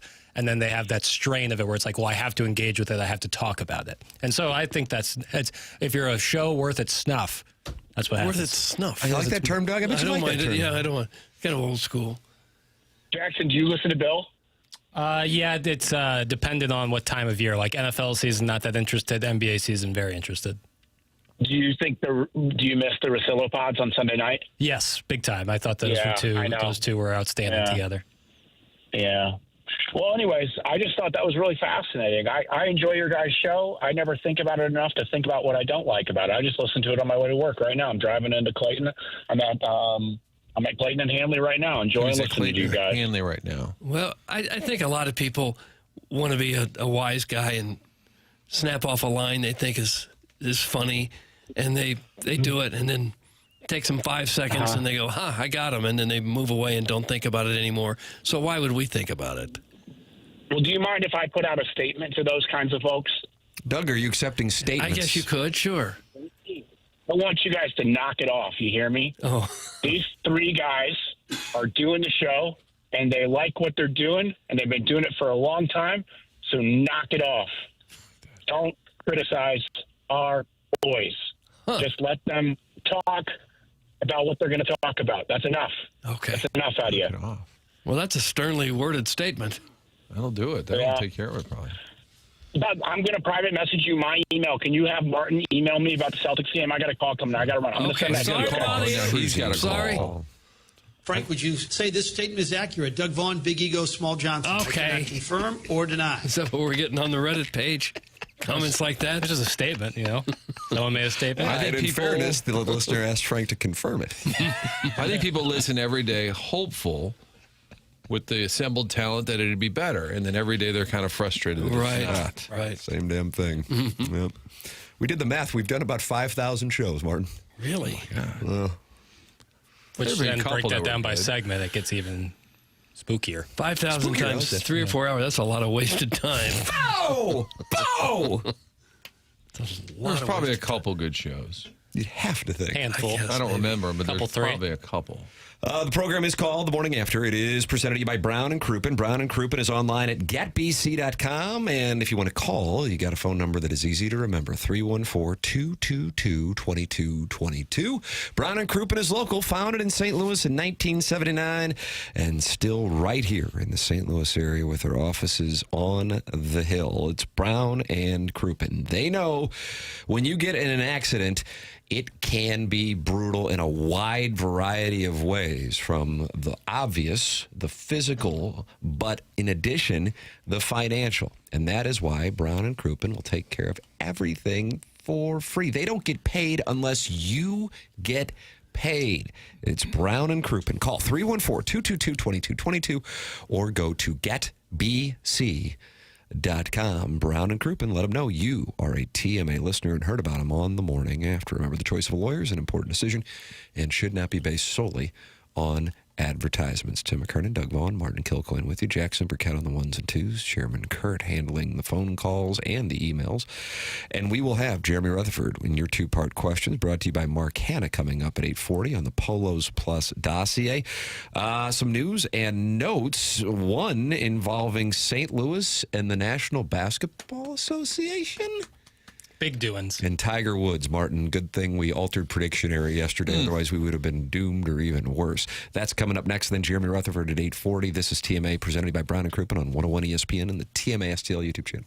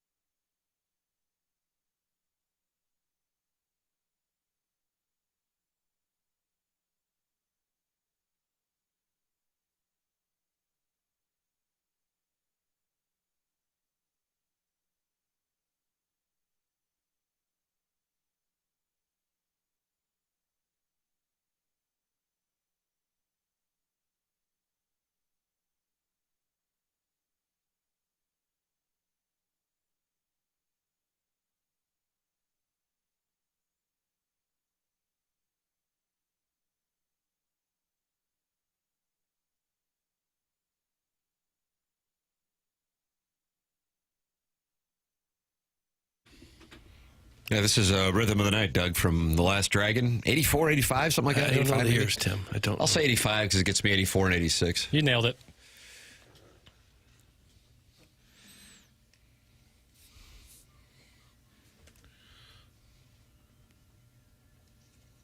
Was Vanity in this movie? I don't know. I just don't. Wish I did. Is how I it wish pitch I knew. black outside? It's like 8:22. Getting darker. Yeah. I don't know. Good day for a ball game. Yeah, it's a beautiful day for a ball game. Meet the Mets. Beat the Mets. Was DeBarge a family band? I believe yes. It's, yeah, all of them have the last name of DeBarge. I just assumed. It's usually a dead giveaway. Well, it's some stage names. That's actually a good question. Was it just sort of a producer vehicle? Hey, Nope. you'll be DeBarge and you'll be DeBarge. Nope. They are all the children of Ederline DeBarge. Oh. Okay. Now, who was it the Isley brothers that weren't really brothers? I don't know on that. That's crowdsourcing. I could not be any sorrier for what I just said. Listen to this. How pleasant is this? Wonder if they had kind of a Jackson family, like, hey, they did it, we could do it. Right. The DeBarge kids. I think people, like, maybe in that time, I don't know, I wasn't alive, were more easily to hop on board with a band if it's like, oh, it's a family. That's how sweet is that? The Jacksons from Gary, Indiana? Is Yeah. that right? Gary, Indiana. The DeBarge family from Gary, Grand Indiana. Rapids, Michigan. I'll Would be not have darned. guessed that. They were Motown, so that would stand to reason. Tim, it was L. DeBarge. Yeah, he changed it to El DeBarge when he did Who's Johnny? Was that Short Circuit 2 with Steve Gutenberg? I don't know if it was 2 or 1. Let's get more Gutenberg involved. Mark DeBarge, Randy, James, Bobby, and then, of course, there's always one in the Bunny. Bunny DeBarge. Mark Who wants the text name? Bunny DeBarge. Mark. Better act quickly because 30 people are going to want it. Mark, Randy, James, Bobby, L, and then Bunny. We are just out of names. Oh, my God. This Short Circuit looks like the most 80s movie I've ever seen in my entire life. What are you trying to say, bro? Both the haircuts, this bad robot. That was Johnny. This is really good. They had a dog play the robot? There was a dog inside that? Yeah, talk about 80s. Steve Gutenberg and Ali Sheedy both won Best Actor and Best Actress. Oh, did they? Short Circuit 2. Okay. Jackson's disparaging the picture. You'll be issuing an apology shortly, right after Jeremy Rutherford joins us for two-part questions brought to you by Mark Hanna here on the presentation. That's on the Polos Plus dossier. And then we got this Design Air Heating and Cooling email today. Showdown. Somebody's going to win a $5,000 garage door today from Schaefer Door Company because we've got a three-way playoff for the Design Air Heating and Cooling email of the month. And then listeners who did not win in March, brand new month. And you can get the point for the month of March to get things going, month of April, I'm sorry, by emailing in the morning after at InsideSTL.com. It's Design Air online at designairservice.com. Doug, I deep teased this. Okay. We know his name from the Billikens Arena, and now Dr. Richard Chaffetz has joined the Portland Trailblazers ownership group. Richard Chaffetz, a prominent St. Louis business leader and philanthropist, has joined the ownership group of the Portland Trailblazers. On Monday, the NBA Board of Governors approved the sale of controlling interest in the Trailblazers to a group led by investor Tom Dundon. The NBA expects the deal to close this week, and ESPN has reported it would be worth as much as $4 billion. The Chaffetz Group announced Tuesday that its chairman, Dr. Richard Chaffetz, is partnered with Dundon in acquiring the Trailblazers. Chaffetz will serve on the franchise's board of directors and as the head of the franchise's executive hiring committee. Naturally, many St. Louisans, when they saw this news yesterday, thought, could it happen? Could the NBA work in St. Louis? 314-974-0101. Jackson, let's go to you. You are our NBA correspondent.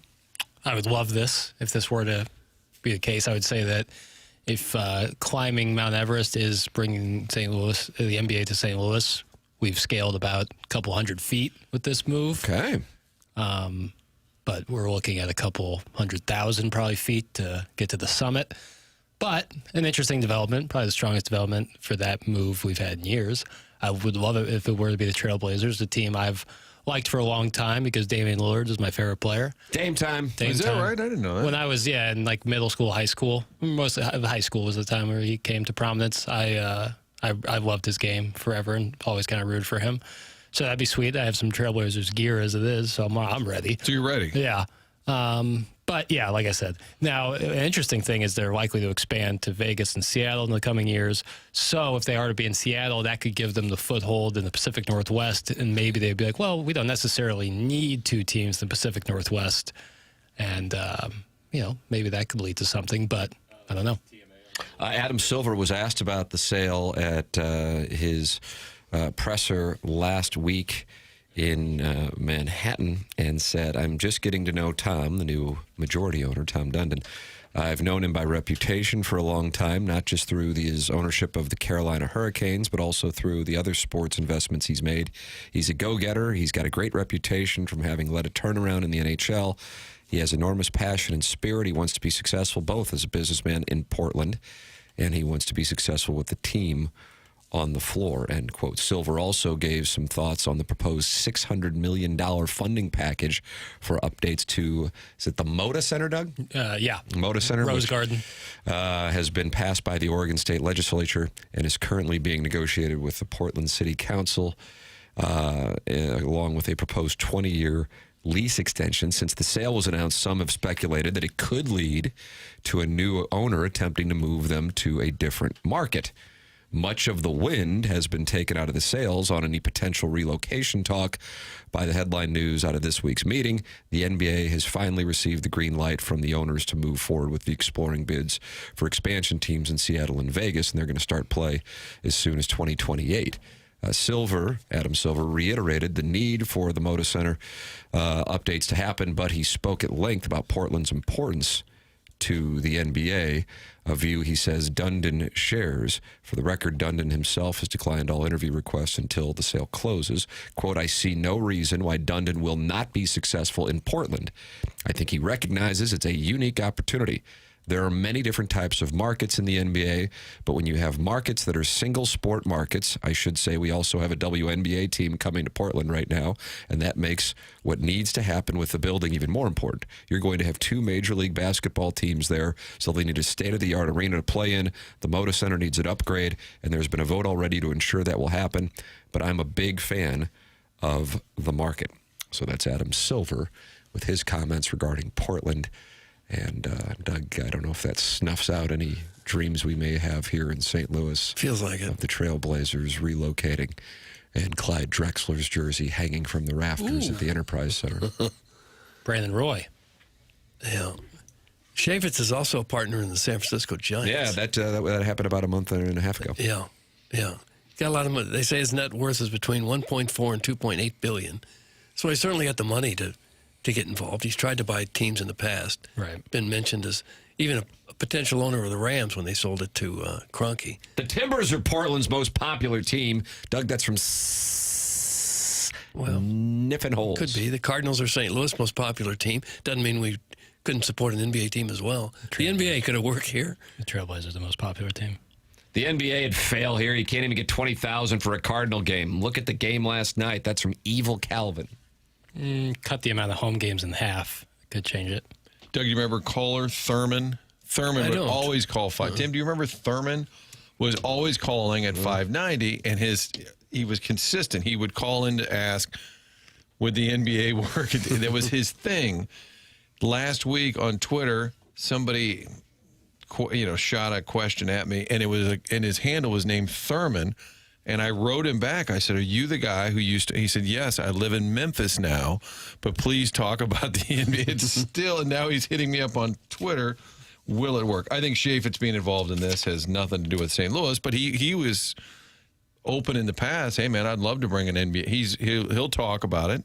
He'd love for St. Louis to have an NBA team. I don't think that's what this is about. Jackson, what percentage would you give? That an NBA team comes to St. Louis? The Blazers in St. Louis. Blazers in the next, what, we call it a decade? Say that? Sure. 3%? Maybe that's even high? Yeah, that's probably high. Sounds like they're committing to the Portland market. Yeah. They'd probably be second fiddle to the Blues for playing time, I think. Game times. Uh-oh. I'm not going to say anything. But I heard you moan. Well, right I just there. wouldn't say that. Did you just slide off your Sibian? I wouldn't say that and then be like, okay, there's that. I would say He wouldn't say that and say there's that. Well, I would say it's open for discussion. No, you guys know what I'm saying. It might not be open. No, I'm not getting. No. It might not be open discussion for the Blues management. Can we close caption? If you're guys, saying overdrive. definitively the Blues would be they'd be second fiddle to the Blues, I wouldn't say that just and then roll with it. I think you could have a discussion there. I guess. How are you going to break that to the Blues, who've been a tenant there from day one? Right. You'd have to work out something. You'd have to work something out. That was part of Bill Laurie's idea. Is we've got the building, right, and you have 2 tenants for the building. It's right, perfect. The math, and you sell some corporate suites to both. Right. If Bill Laurie would ever talk, and I know he never will, it would be fascinating to talk about owning the Grizzlies, what he was trying to do, maneuvering them, how that all fell apart. No, and outside of Minnesota, every NBA team that also has a hockey team in its market shares the building. Yeah, I don't doubt they could share the building, but they're both probably going to want Saturday nights. Right, yeah, you alternate. What are you saying? That's from the TMA Reddit Insider. How does this nerd have a radio job? That's from the 314. Yeah, wake up, Jackson. The answer is 0%. That's from Mr. Licks, who I think owns, I don't know if he has a majority position on any of the 4 major sports leagues teams, but I know he's got to have some. Oh, he's a partner in several of them, no doubt. Thank you. Yeah, I'd say it's highly unlikely, but I wouldn't say 0% chance. So with expansion, it's Seattle and Vegas. Vegas is going to have 4 teams. Yeah. Oh, yeah. It happened quick. Yeah. Can't have a team in Vegas with all that gambling out there. Everybody's like, what? That's stupid. Yeah, you're right. I think basketball would be a perfect sport for Vegas, too. It's crazy that that's the last one that's going to be there. I guess. I think baseball's going to struggle. I would agree. I don't think people go there to Vegas to sit through a long baseball game. Would agree. Can I crowdsource, Doug? Is their stadium going to have a roof on it? It's got a shield. Oh, it's got to. It's got something. The renderings. It's a lot of glass. If I remember correctly. Don't you think an August game in Las Vegas could be 110 degrees? Yes. I think it would be. Yeah, I imagine it's got a retractable roof. Yeah. It's a fixed roof out in Vegas. It's not even retractable. Yeah. Okay. That would need to be the case. Yeah, look at it. It's like a lot of glass. Put them on the glass. Nice. Sir Mix-a-Lot. Yeah. So good. Email in the morning after at InsideSTL.com. Design Air Heating and Cooling email today. Mark, you know anything about Design Air? I do, Tim. That's a great question. Design Air has been around the St. Louis market for more than a century. And when we met with Seth, it was fun to hear just kind of how the industry has changed over the years. Heating and cooling, certainly tons of technological advancements, and they are right there with the updated technology. And the best part of it is they explain it to you, how it can make your home more comfortable, but also improving things like air quality, things you don't maybe take into account. They'll explain it all to you. Then the installation with the great team Seth has assembled, every part of the process is pain-free, and then the end result, got a great new furnace, great new air conditioning unit. So year-round, you want to be comfortable, make sure you're doing business with our loyal supporter, and that is Design Air. Get online, designairservice.com, set up the appointment, have the team come out, whether it's a repair or a replacement. You are working with the best. You know that. designairservice.com. There it is. Sponsor of our email today, the morning after at InsideSTL.com. Coming up here on the Polos Plus dossier for the morning after at 8:40. Jeremy Rutherford joining us here in a matter of moments in the Stifel studios to take your 2-part questions as the Blues, Doug, fighting for their playoff lives. Down to 4% chance to make the Stanley Cup playoffs after the heartbreaking loss on Monday night. They got the Kings tonight. Pregame here on 101 ESPN at 7 p.m. Puck drop at 8 p.m. JR taking your 2-part questions at 314-399-9646. That's how you can text in. You can also get a text inbox name from Jackson now through April 8th. You can also post your questions in the Michelob Ultra YouTube chat on the TMA STL YouTube channel, where 305 friends have gathered to watch the program and talk it over. This is The Morning After, presented to you by Brown and Crouppen on 101 ESPN and the TMA STL YouTube channel.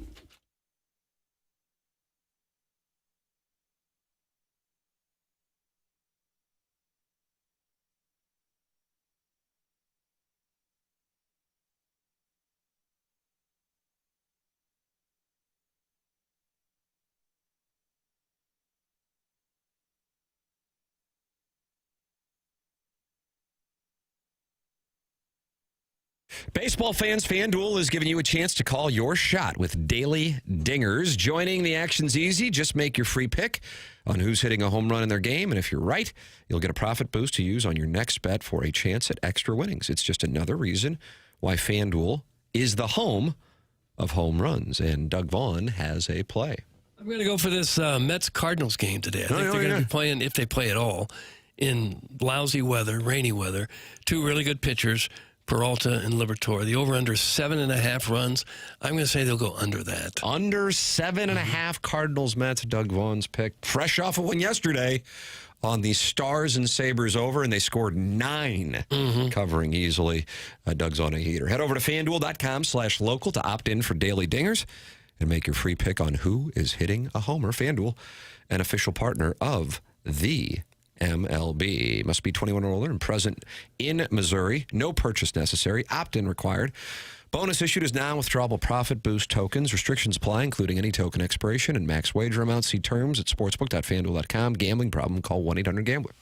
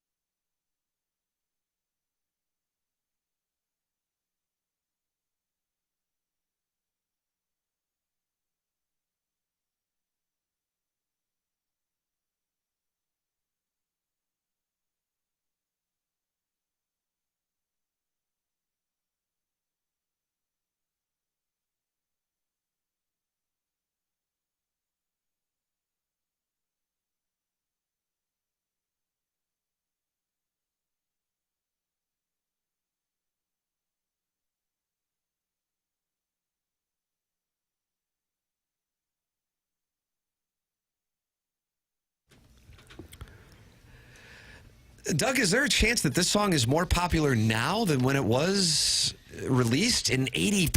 Oh, I don't know. Boy, this one's going to put me to the test because I feel like 83 is live. Oh, I wanted to go 83. When it came out. You would have gone 83, Martin? Yeah, but maybe 82. I personally don't know the years, Tim.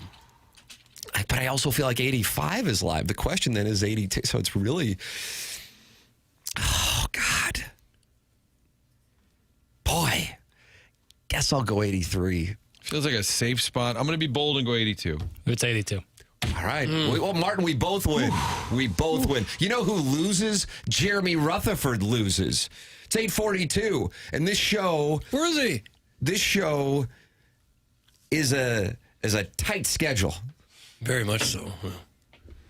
Yeah, the log, I think, today had Barge Guy calling at 7:10 and had Mike Lee at about 8:20, but not to be answered. And then let's see what I'm trying to... What people don't get is that this show is scripted.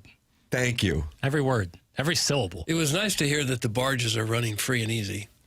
Best shape of their life. But he did drop a little concern about the traffic and the travel from deep south, which JR travels. So maybe Barge Guy is the excuse that JR needs. Oh.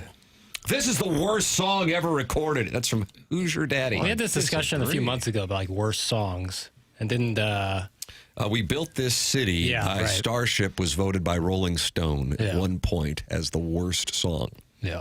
Unfortunate last year when LaRussa had that event at the Stifel. With the great Grace Slick. They had all the Cardinal players back. Joe Buck hosted the Wizard. All these Cardinal just legends are there. And then the evening ends, and that's always tough, like when a show ends or a comedian ends, they go music full, and they just blasted We Built This City. I'm like, oh, no. Yeah, get people out. Oof. Okay, that's why they did cleared them out. Get involved by calling in 314-974-0101. An hour from now, we'll be taking that Design, Air, Heating, and Cooling email of the day showdown with Chet's neighbor, the poor film student, and Shooter McGavin. One of them is going to have a brand new garage door, courtesy of Schaefer Door Company. At 11 o'clock, when we announce the winner of the Design, Air, Heating, and Cooling email of the day, we will read them coming up at 9:45 on the Polos Plus dossier. So that is what is coming your way on the program. Jackson, the Cardinals are coming off of a win. You were in attendance last night. Nathan Church, I made the observation, has struggled since opening day. His presence in the outfield was hotly debated. We asked Chaim Bloom about it when he was sitting down with us live at Ballpark Village last Thursday, because Nelson Velasquez did not make the roster. Velasquez is also struggling. He is 0 for 11 so far in Memphis, but he did talk it over, and this is what he had to say about not making the Cardinal roster. At the end of the day, they made the decision to send me to AAA, keep playing here, I think that they had the plan to call me up at some point in the season. So I think it's just about, keep playing the game the right way I was doing on spring training. I know there was a couple fans that want me to be there. I'm not there, but I think I will be there soon. All right. Okay. Good attitude to have. Yeah, I think Chaim Bloom talked with us. He said, a guy, he'll force our hand. Or maybe that was Ali Marmol saying, good players always force the hand. I think they felt that Church was going to be pretty much the everyday left fielder, and there wasn't a role specific for Velasquez. Yep. I just noticed Pozo has not had an at-bat. Not one. Jackson's mad as I'm furious. That does bother me. 100%. So many opportunities. I think what we talked about with the Saturday game, Tim talked about, if Weatherholt, if they walk Weatherholt and Pies is coming up, maybe, or Herrera, I can't remember, maybe someone like Pozo would get an at-bat there, but hasn't had the opportunity, and I think it's a damn shame. I was really surprised by that at the game. I thought it was a no-brainer to walk him when it was second and third, and Weatherholt coming up, and Pages was in the on-deck circle. And I don't even know if there's another Cardinal hitter that would have changed my mind, honestly, in the on-deck circle. You just want to create the force out at home in a one-run game. Right. But it worked to the Cardinals' benefit. Weatherholt gets to hit, they don't walk him, and he drives in two, and the Cardinals win it on that swing. The lineup is out for today. J.J. Weatherholt is in the lineup and starting at second. Herrera is DHing. Burleson at first. Mason Wynn is your cleanup hitter. And playing short, Nolan Gorman is at third base. Martin, you nailed it. Thomas Sajaci is in left field. But how about this? Nathan Church is in the lineup and playing right field right behind him. Walker off? Jordan Walker is off. Pages at catcher. And Youngry is in center with Matthew Liberatore on the mound for the Cardinals against the Metropolitans. Hello again, everybody. Well, hello. That smells, the under is smelling real nice. Doug, you feel good about Because your they plan? all want to make outs to get to Detroit a little early. Like a fresh pie on the windowsill. Ooh. Yeah. Like a fresh, what kind of pie? Yeah. You guys know me. I'm anti-cooked fruit. Cook that off. Who puts a pie in a windowsill? Well, when it's boiling hot and your fat husband is going to eat all of it. Is that why you're hiding it? Well, that's like the cartoon is always like, now I'm going to put this pie in the windowsill, and then like the aroma goes and the and Pepe it Le goes right in the Pew nostrils skunk of the- steals it from the windowsill, and but I like key lime pie. And I don't know if that seems more like a cheesecake. Let's ask Jeremy Rutherford. Jeremy Rutherford walking into the studio.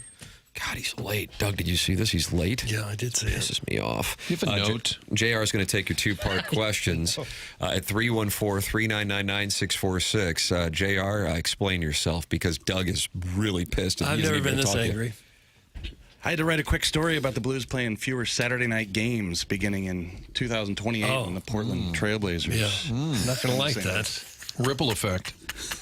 Sorry, boys. So Sorry. you pulled over to the side of the road and started typing. Emergency pause side of 55. 40 and Hey, JR here. I'm at the Herculaneum exit. Real quick, I don't know if you heard what TMA was throwing around there. Let me just tell you, Blues fans, rest assured, your home games are going to be just fine. Yeah, I think you'll be fine there. But it was good when you text Jackson and you say that, hey, I'm tracking for like 8:48 here. This traffic is... And guys, I left like an hour early. This is crazy on a day like Really? today. But yeah, but when Jackson's response is, all good, brother. That's right. That's right. That means what that means is I'm going to throw you under the bus. Right. That's the way that it works. Is that construction on 55? Is that the problem? I'll tell you what. I don't know if it's And you know what? It's just, you ever have moments where you say, okay, this is my life. Like I'm a rather bald guy, a rather a fat guy. I'm a rather hung like a light switch guy. And so you're good for you. when you're running late like that and you take a different route to try to get here a little quicker, and then all of a sudden you see the train tracks light up. Oh, yeah. Yeah, that's Been there. Done Kind of a that. Homer Simpson day. Exactly. Brutal. Well, you can send in two-part questions. Jeremy Rutherford is in, as is a Wednesday tradition here on the program, brought to you by Mark Hanna of Evergreen Wealth Strategies, 314-399-9646. And in the Michelob Ultra YouTube chat, you can post questions for JR. I will go into both and read them and ask them of Jeremy Rutherford, who has a new story up on The Athletic regarding Doug Armstrong and the Leafs. So we'll ask him about that. We're going to do that in the next segment. The program is called The Morning After. It is presented to you by Brown and Crouppen on 101 ESPN. We're broadcasting from the Stifel Studios.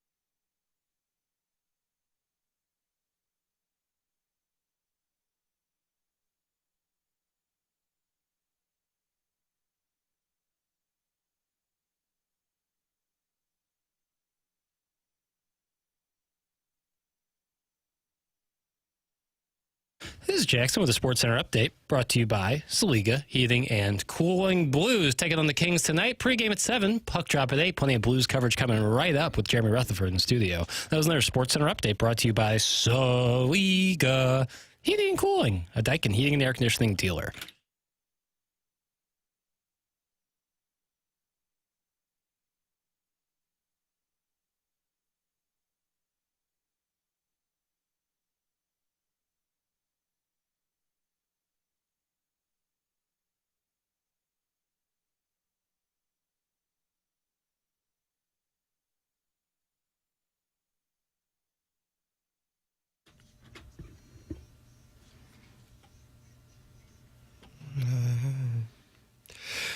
You like this one, Doug? I think you probably do. Hall & Oates? Yeah. Sure. God, and they have a restraining order against each other? Oh, is that right? Yeah. I think Daryl Hall has a restraining order to keep John Oates away from him. I'm being serious. That's. Well, they had some goofy videos.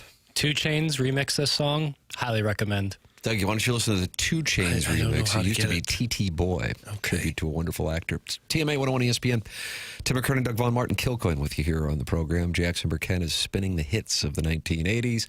And Jeremy Rutherford has cucked Chairman Kurt, who now is on the floor, while JR sits on his Davenport. He is brought to you by Mark Hanna of Evergreen Wealth Strategies. He is late. We are all pissed. It's going to be awkward.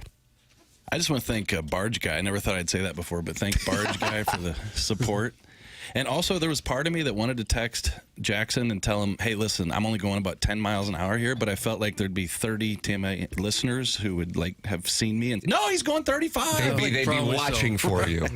He's They're at Casey's always right watching. now, and he's eating a grease missile. Ooh, more than grease missile. JR taking 2-part questions brought to you by Mark Hanna of Evergreen Wealth Strategies. Mark is online at evergreen-ws.com. We are in the Fisher Window and Door Store 8 o'clock hour here on the program. So send your questions in at 314-399-9646. That's the Air Comfort Service text inbox. And then you got the Michelob Ultra YouTube chat. JR, let's start, though, with your story on The Athletic regarding Doug Armstrong and the Leafs. What do you think here? Yeah, that's definitely all the talk in Toronto. Talked to a couple of reporters yesterday, and Doug listed as the front runner on a lot of boards there in Toronto for that GM job after Brad Treliving got dismissed. The way I see it, and this is what I wrote, is that, hey, in a perfect world, I think Doug would have a ton of interest if this were a clean-cut situation. He were a free agent. He were looking for a job. Then I think this Toronto thing would make a ton of sense. But as we know here in St. Louis, he's got 3 years on this new deal. He is going to step back from the GM job and give that to Alexander Steen, but he's president of hockey operations. And so the way I see it, the Blues would have no appetite whatsoever to let him out of that contract. I went back and looked at some comments from Tom Stillman back in 2024 when they announced this, and he said, we got the best of both worlds. We have the best GM in the world who's going to be there for Alexander Steen as he takes over. I just can't see them looking the other direction on that. Yeah, that's what I kind of think on this. But obviously Armstrong's name is at the top of a lot of lists around Canada and the NHL with this. Yeah, the only way. First of all, I don't see it happening this year. And the Leafs want to do something by May, June, before the Combine. The only way I see this happening is down the road, a year or two, where maybe the Blues could say, look, if you don't want to be here, we don't want you to be here, even though this was the arrangement. If you want to go somewhere, maybe we could work something out. But I just don't see anything being put in place in time for him to take this Toronto job, which needs to be filled soon. Yeah, I'm sure Stillman says, hey, this is your model. Right. Kind of transitioning Steen as the GM. He has really no experience at the front office, albeit the last couple of years. I could see Stillman saying, hey, the whole goal was for you to be here with him. Yep. I'm sure that's probably the conversation. I don't know what Toronto could offer. I mean, maybe they offer some picks, and you say, now we're thinking about it. But they did away with that, and I kind of phoned up on that yesterday, too. I couldn't remember whether they could get away with that anymore or not. And, no, Gary Bettman, the commissioner, put the into that a couple years ago where there's no compensation for those types of transactions. But didn't Armstrong want to step back because he'd kind of had enough of being the GM? Why would he want to dive into it again? But that's a premier job, right? If you're Canadian and you got an ego and you're in hockey. You bring the chalice to Toronto? Yeah. That's what Chief was chasing, you know? You look at the comments that Doug's made, and I don't want to say mixed message because I understand where he's coming from. He says that, you need a new voice in St. Louis. I've been there 15 years and you need a new voice. And he went to Tom Stillman and made that pitch. But he says at the same time, I'm only 61. I still like to build rosters. I still want to do this. So now I guess, I'm out of a job basically. But I'll work with Alexander Steen and keep the Blues going in the right direction. But everybody who knows Doug knows that this is probably something he still wants to do. And as Martin said, you run Team Canada, you're used to those high-profile gigs, and Toronto would be right up his alley. But it's a great mystery in sports why the Leafs can't win. They've had great coaches. They've tried all of them. They've had great players. There's got to be something systemic there in the building. Like they just can't figure it. It can't just be the pressure to win in Toronto. For some reason, they can't do it. Yeah. Did you guys think that when Chief went there that he'd have success? Because I did. Yes, I did. They did. And they finished first place last year in their division, didn't they? Yeah, and, a little success, and then the playoffs didn't work out, and then now this year, just like in St. Louis, really bad. But I just felt like if there were anybody that was going to be able to bring sort of a gruff attitude to some of those players, highly skilled players who, have to play a little bit of a different way in the playoffs if you want to succeed, I thought he'd be able to do it, and he hasn't. So, yeah, Marty, what's the environment? It'd be great, you guys. I know you can get these interviews, Tim, to get a Craig Berube to come in studio and to, hey, what happened in Toronto? Yeah. And why? What just from the outside, it's hard to figure out why they can't figure it out. What do you think it's going to look like for Craig Berube over the next few weeks? Yeah, I think they'll have to make a change. I think that Toronto, embarrassed by what happened this year, and they made the change with the GM. And they said yesterday, the CEO said they'll bring in the new GM/president to decide what's going to happen with Craig Berube, but didn't offer him any support yesterday and basically said, we'll see when we get our new GM. All right, JR, two-parters are flying in here at 314-399-9646. Let me start scrolling. Let's see. Hey, JR, a couple questions. Is Hofer a potential number one for years to come? And second, those little jumblies that come with an order at Long John Silver's. What you think about those little guys? Doug, that's from Shrimply Pibbles, who used to send in pictures of his wife, but then got mad at me for picking Mississippi State against Missouri in mid-November. Yeah. Well, I don't go to Long John Silver's. I like to go to the Lake of the Ozarks and catch the fish and bring them home. Nice. Oh, you go all the way down there, do you? And then can't you pull them out of the Merrimack? Yeah, no. With your hands. So, you ever go noodling on the Merrimack? I have not been noodling. I'm from Jeffco, and it's like a tradition there, but I have not been noodling. Any noodlers, Jackson, Ledoux? Noodling? Like getting in that water with the waiters and trying to pick them out by hand? Yeah. No, thanks. Yeah. So, I don't know. I don't want to cheat and go to Long John Silver's and buy the fish. And what'd you say, Jublies? Yeah, I'd never heard of that term. Any boys heard that term? No. Is that just like extra pieces of fried batter? Oh, Jumblies. For the record, Mike Claiborne is listening to the program, and he says Darryl Hall does not have a restraining order against John Oates being around him. It has more to do with the catalog, with John Oates wanting to sell his portion of the catalog to an investment firm, and Darryl Hall called timeout on it, so they decided to split. How about that, Clay? Okay. Well, I'll take some time away in about 15 minutes here, but that's good clarification that there is, in fact, a little legal tussle. Kerry Davis texted me about DeBarge, saying that, no, I'm serious. Wonderful. He texted me that they were a family band that were thought to be the next Jackson 5. Is that right? Yeah. So the Cardinals play the Mets. Claib's part of the Cardinal broadcast, cleaning up my Darryl Hall, John Oates misinformation. Kerry Davis, locked and loaded, ILL, about to play in the Final Four. That's right. Cleaning up our DeBarge information. Musical history interludes. Yeah, and Tim, as soon as you said Claves chimed in, I thought for sure it was going to be, hey, Chief can't get those prima donnas to play up there in Toronto. That text might be coming. JR, why do the Blues suck at sucking? Same question about Doug. Thanks. That's from the unknown DJ. What is that? Oh. Yeah. Hey, we got to go back one. Hofer, yeah, I do think he could be a long-term solution. Yeah, Shrimply Pibbles text. I mean, he's shown it this year, right? He's been unbelievable the last month, Yeah. which I think reaffirmed their belief he's the guy. The only weird thing the other day, they all kind of said, this is our first playoff game. Now we got to beat the Sharks. And Joey Vitale talked about it. Like, the pressure was up a little bit. It does, yeah. And like, oh, well, and granted, he got power play goals, but that last goal. Yeah, last one, yeah. That's the one he'd like to have that. Yeah, but you have to go through that, just like Jordan Binnington, even though he had great success, more than anybody, as a rookie. Most goaltenders not named Jordan Binnington. You got to go through that pressure to understand it. And why do they suck? That was the other question? Why do they suck at sucking? Suck at sucking. Hey, I would have liked them to tank, and then they got on the heater, and now they'll probably wind up, unfortunately, in the no man's land with regard to the standings. Yeah. Well, they didn't suck at sucking the other night, right?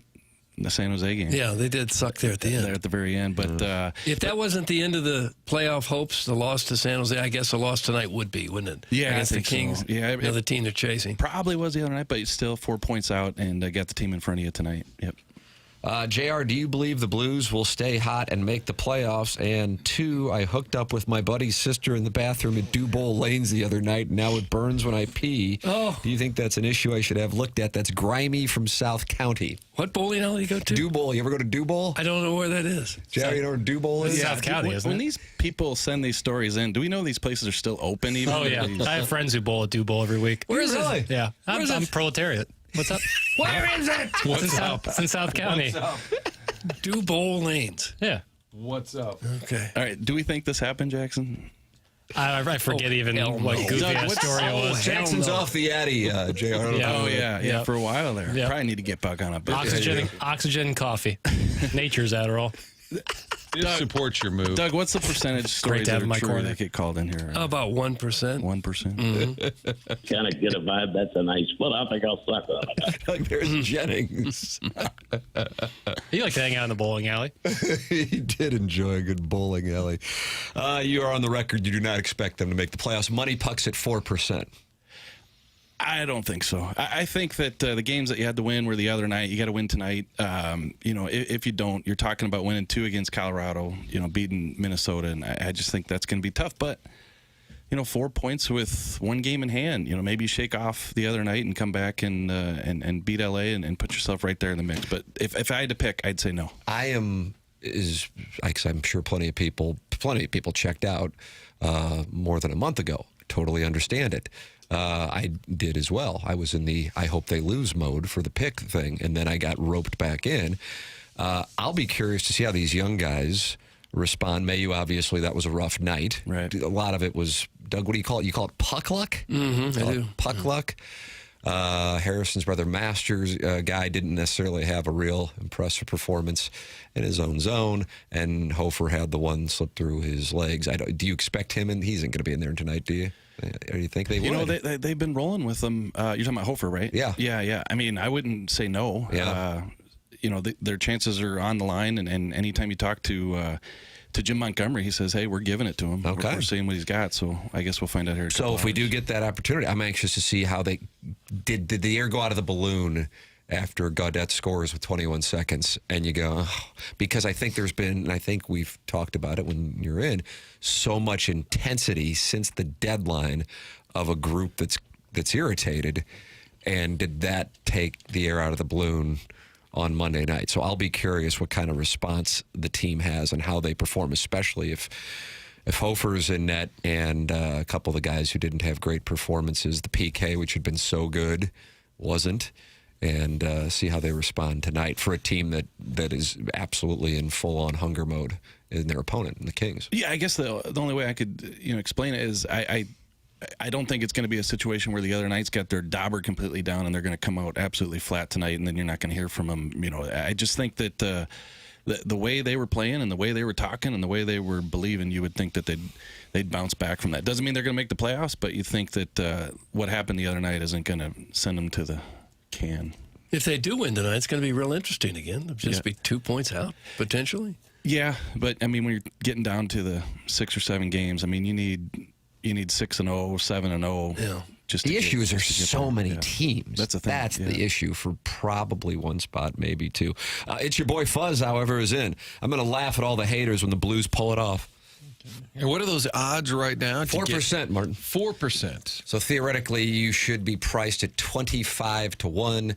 Doug, if you threw $100 on that, it'd be plus 2,500. I'll see if I can get you the actual number in Las Vegas because they don't give you the math. No. They'd probably give you more like plus 1,500. Well, sure. I had to guess, but I'll look that up right now.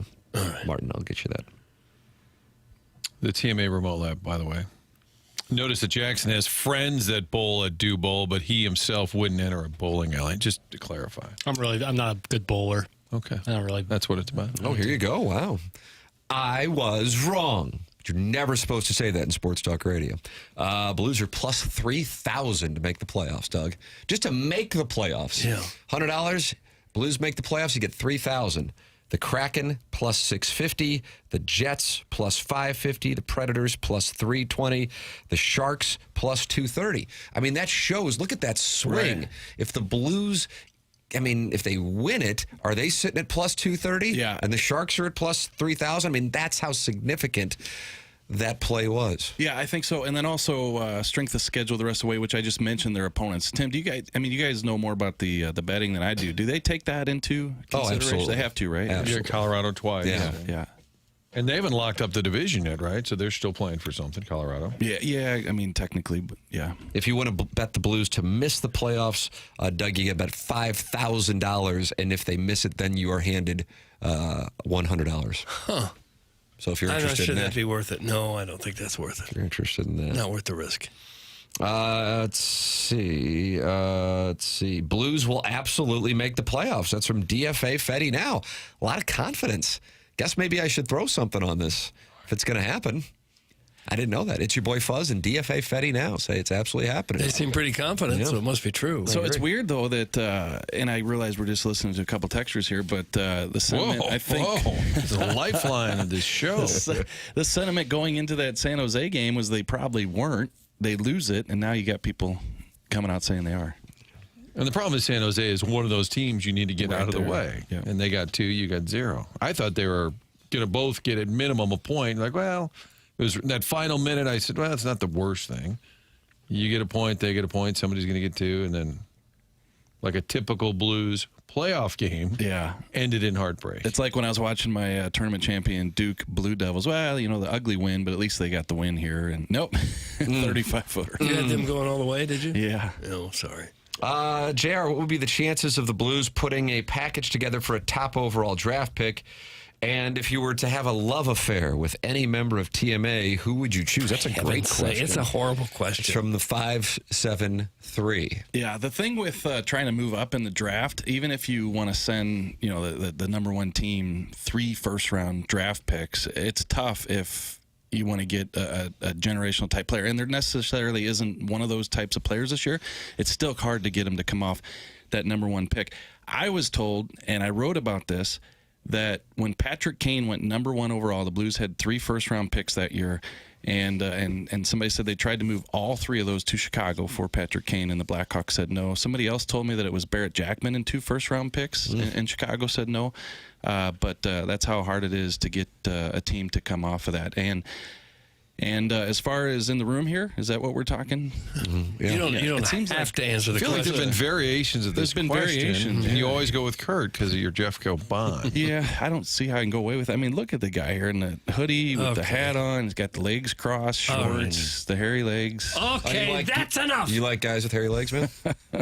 It's awesome. Look at the muscle on this leg. Look at quads. God, Are you at the Club Elite in Jeffco there working out? This has always kind of been the 101 ESPN brand, though, where JR comes in and flirts with guys on the shows.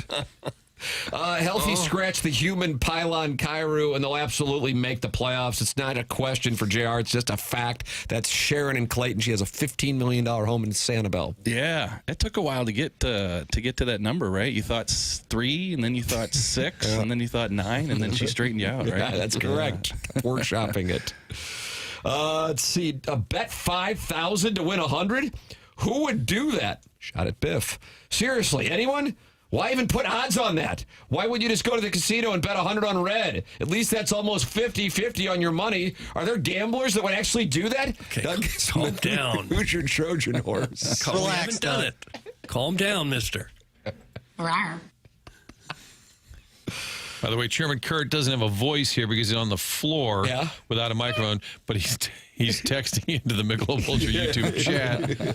About time these quads got the love they deserve. So Chairman Kurt won't be silenced because he's right there on the board. To me, he's sitting behind me, but I'm reading his words on the board. And then it looks like Iggy's holding court in there as well at the same time. Bowling, I believe. They're discussing his 300 games. I miss. I used to park in the garage out there and walk in and see Iggy with the dart. Buddy. Miss those days. Butter me up, Daddy. Hey, buddy. 294 friends are in that Michelob Ultra YouTube chat. JR is in here taking two-part questions. He is brought to you by Mark Hanna of Evergreen Wealth Strategies. Jackson, what were our predictionary questions regarding the Blues? And it'd be wonderful to actually get an informed opinion here from somebody around the team. You got somebody coming in to do that? Right. No, how dare you, sir? You're a gentleman. The most recent entry is, do you think Jordan Binnington / Jordan Kyrou will be on the Blues next season? Martin said no on both. Tim said no on both. Doug said no on Benner, yes on Kyrou. The most recent one before. Would you like to abstain? That's my read. You're going to go? Good. Yeah. Are you going to throw me in the predictionary? Yeah, I can. Sure. Okay, I'll say no on both. Okay. There it is.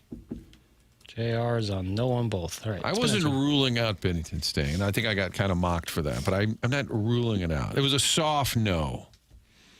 Just don't move your chair and get us off the air here. We got to finish this segment. Unfortunate moment last week. Jody kind of gave me a little tisk. You guys, I didn't tell you this. Sometimes I text you when this stuff happens, but so I had my cell phone, and I got you guys on the app, and I got the cell phone in my pocket, and I moved, and it went off, and I go, God dang it, I just lost the show.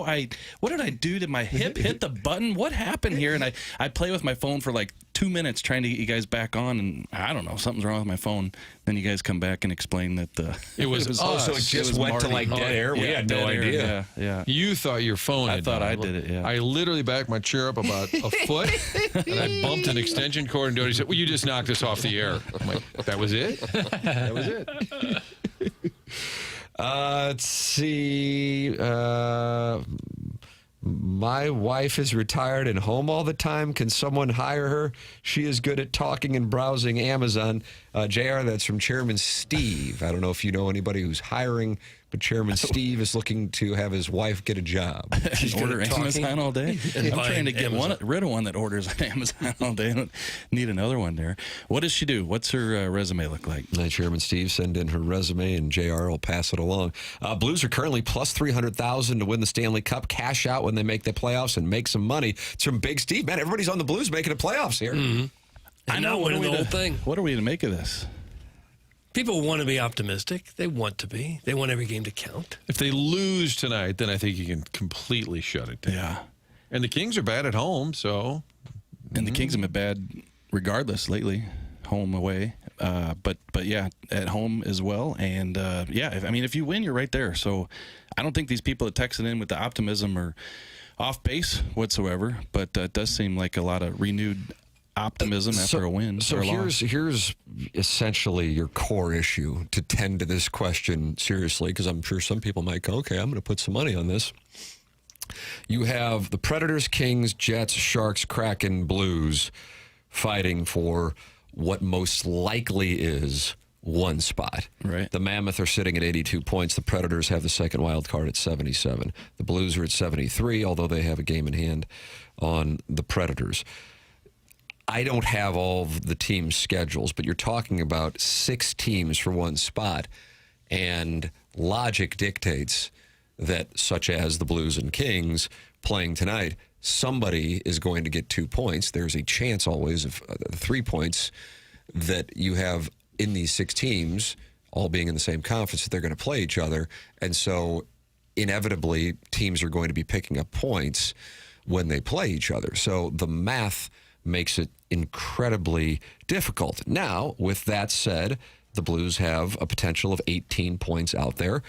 I think you would agree that if they were to get to 91, that they would get in. Would you agree with that? Yeah, I would 91 for sure. Yeah, you would say for sure at that point? Yeah, I mean, because it'd be hard not to. The Predators have 8 left. Their max total is 93. Right. And for the record, with the tiebreaker, the Blues would be behind the Predators? head-to-head, I'm not sure with Preds, but I know that the Blues have 27 wins in regulation. And the Predators are 25, so the Blues have the tiebreaker. So they should have it because they have that regulation win tiebreaker. Okay. All right.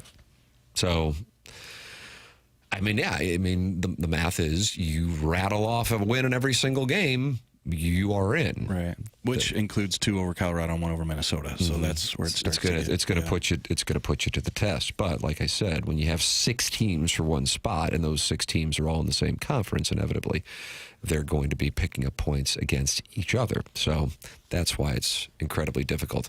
I'll say this, and I listed the odds, and the Sharks are plus 230, and now the Blues are plus 3,000. I would have bet the Blues to make the playoffs if they win that game on Monday night because they were just on an absolute heater. Right. So that's a real gut punch. I don't know how many people, you would have a good gauge on it with your readership and social media, but I felt like Monday people had bought back in. Not everybody, by no means. But the majority of Blues fans, I think, had bought back in. And I think if that was a home game and a 7 o'clock start and that happened, I think it gets even more attention. But it went down like at 11:15 St. Louis time, and Yeah. And I think what happened last year probably plays a role in the belief and what's going on. What happens in 2019. And the way that for the young guys fans are playing, people are excited, and the way that Jim Montgomery's talking about the belief in the team. But that's the one thing. A lot of people want to look at the point difference and say 4 points, 1 game in hand. It's possible, but you have to look, like you said, Tim, at those 3, 4, 5 teams between you and that wild card. I love how stupid your audience is. The Blues play Colorado twice. They aren't making the freaking playoffs, you morons. That's from Lady Sonia's Teacup, disparaging those who are placing money on the Blues to make the playoffs, Doug. Lady Sonia's Teacup. Yeah, it was delivered in a pleasant shit. tone. It's not an automatic loss. You'd still play the game. It's your boy Fuzz is one of those people Lady Sonia's Teacup was talking about. It says, it's not over until it's over. Until I see that, I am all in. It's your boy Fuzz. He is in. Lady Sonia's Teacup, and it's your boy Fuzz on a wager. Okay. JR, one-parter for you. Robert Thomas played really well the last month. Has anything changed, do you think, in terms of the future between franchise and number 1 center? Do you think they're rethinking it, or do you think it's still a lock that he's gone? I would think that they're still going to explore.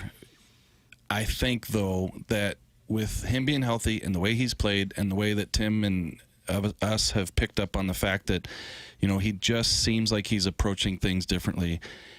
What he's done with Snuggerud and Holloway on the top line, they have to take that into consideration. What does this team look like without Robert Thomas? Like, you're just not competing for a few years, especially if the return package, if it's true, is, another 18, 20-year-old center coming back in return. So I agree. So then the follow-up goes into the C.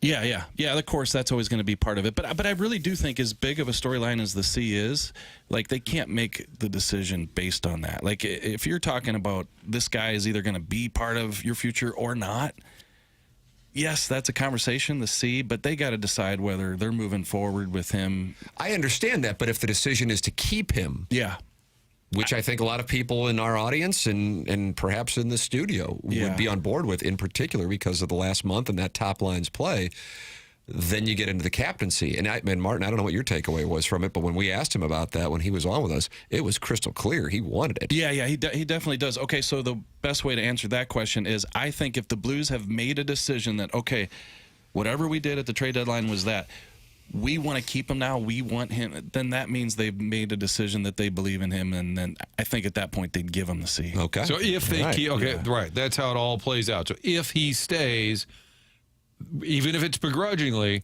they say you're the captain. Well, yeah, but there's no scenario, do you think, where they name neighbors, probably who they want to be the captain, and keep Thomas? They know that's gonna be a think mess. so, but I think the fact that they would want him to stay would be for the reasons that they think he can be a big part of this, and thus you would give him the C. So I think if you decide that you don't want him to be part of this, then that would be part of the reason why, hey, we don't think this guy's a leader / captain material, and that's part of the reason why we're moving him. So I think they're kind of one and the same. What about Parayko? You think they try to trade him again?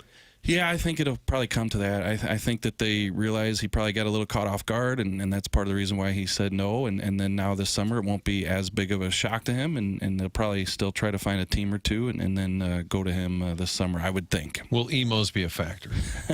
You know, it's funny that I never thought I'd be asking that question, but I actually asked his agent, hey, a lot of talk about the girlfriend and emos, and he goes, yes, but when you're listing things 1 through 10 on why a person doesn't want to waive the no trade clause, emos did not come into the equation. It was not in the top 10. Are you a gentleman who can eat a lot of pizza? I can eat a lot of pizza. Have you been, this is in Lima, we had a pizza discussion yesterday because Biff rattled off his top 10 unsolicited. I believe it was supposed to be a double Mount Rushmore. Isn't a lot of stuff on the show unsolicited? Yeah, with that's the correct. listeners? And then Biff put Quick Trip Pizza as third in the market. I believe he had Costco in the top 10. Have you been to this Montebello? Have you been to that in Lima? No. By Heine Miney? It got some votes, and I'm intrigued. Papers are not going to go. Yeah. Montalban, Ricardo Montalban has a pizza place. Whatever it's called. But I was listening to the show, and I had a question with the QT pizza, which Doug, man. I tried one. It was a stunning moment from Doug. Here's the deal, though. Food shames Martin and Jackson on the spring training trip and then goes and gets a slice of pizza at QT. I had a weak moment. I'm human, okay? Doug, there's a difference, though. Are we talking a pepperoni slice at 4 in the afternoon, and we're talking Quick Trip? It was sausage and cheese. Sausage and at cheese. about Okay. 3. Okay. Or there's a huge difference between that and breakfast pizza at 8 a.m. Oh, I couldn't do that. This breakfast That I pizza couldn't has gravy on it. Oh, good. Yeah, you need gravy for your soppins. Instead of pizza sauce. I told you that the worst pizza I ever had was in Nashville. It was a Thanksgiving pizza. And there was everything that you have for Thanksgiving on the pizza. There was mashed potatoes on the pizza. And you loved it. Oh, it was horrendous. You know what? That's your fault. Why would you order that? Because it was trendy. Everyone said, "Oh, this is fun. This is cute. Try this." Butt killed I wonder me. if it was a cornbread crust. Ooh. I don't know. But anybody else have the breakfast pizza at QT? My brother loves Is that breakfast right? pizza. He makes it himself. He'll make his own breakfast God pizza. bless. Yeah, shout out to Jess. So it's got eggs and sausage. That kind of Gravy. Gravy. No, I'm getting there. Okay, I'm getting there. It would be weird to put pizza sauce on the breakfast pizza. You do gravy. JR, you probably enjoyed the line from Chaser yesterday when I mocked. He's trying to gain weight. I said, why don't you ask Holy what the secret is? And he said, take you don't have any mirrors in your house. I've told you what he says to me. And Stunning. in fact, he said it a couple months ago. We did a little embrace at the end of the interview, a big hug, and we turned away and walked apart. And all of a sudden I hear, JR. So I turn around, and it's Chaser, and he goes, remember, the first 100 pounds is the hardest to lose.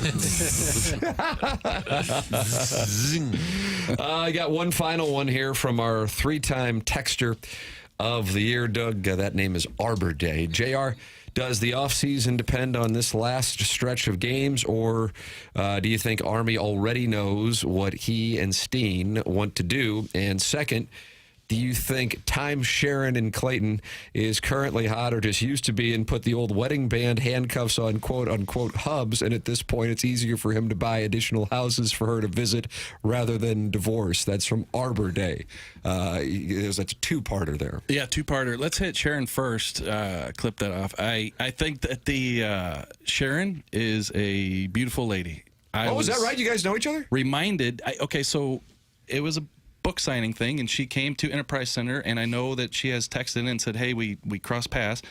I do remember that now, and she is a pretty gal. So wow. So yeah, so I want to support Sharon there. And then back to the Blues. No, I don't think that anything down the stretch is going to change anything that they're thinking about doing. If they want to do it, they're going to do it. There you go. Yeah. That's Jeremy Rutherford, brought to you by Mark Hanna, Evergreen Wealth Strategies, every Wednesday here on The Morning After. Appreciate it, JR. Thank you, Mark. There he is. That's Jeremy Rutherford. Mark Hanna's online at evergreen-ws.com. Coming up in about 15 minutes. Biggest design, air, heating, and cooling email of the day to date, with a 3-way tie on the line here. Sudden death playoff. Somebody's going to win a garage door from Schaefer Door Company. $5,000 value, brand new. That's coming your way at approximately 9:45. We'll announce the winner at 10:55. You're always welcome to call in the Collier and Thompson phone lines, and you can email in for the design, air, heating, and cooling email today, the morning after at InsideSTL.com, and win a Schaefer Door garage door. Doug, talk about Schaefer Door, if you would, because that Jason Gosserow came up with a brilliant prize for the March Email of the Month winner, and now we have a three-way tie. And we appreciate the very generous offer of Garage Door, the winner of the Email of the Month. But in case you don't win, and the odds are that you won't, unless you're one of the three guys that are finalists, you're not going to. But Schaefer Door will still be right out there and give you the first-class service that they are known for. In fact, they have that special Monday morning standby service for doors that break over the weekend. For whatever reason, that's usually when they go bad. Schaefer Door is right there to help you out. They service all kinds of garage doors, and they do new installs with LiftMaster. LiftMaster garage door openers are strong, quiet, and they are versatile. And if you have a business or a warehouse with those big, tall doors, Schaefer is experienced in those types of jobs as well. Big enough to handle any job you could throw at them, small enough that when you call them, you're going to talk to an actual person on the phone. They have multiple family members that have worked there a long time, and the service techs are not commission-based, so they're not going to try to sell you some part that you just don't need. The website is schaeferdoor.com, or you could call or text. I'll give the number. Try to write it down if you could. 636-782-3608. Easier to remember the website. That is Schaefer Door with one F, schaeferdoor.com. Schaefer Door is a LiftMaster partner. We'll take a break, come back with more TMA, including the Design, Air, Heating, and Cooling email today at 9:45 on the polosplus.com dossier.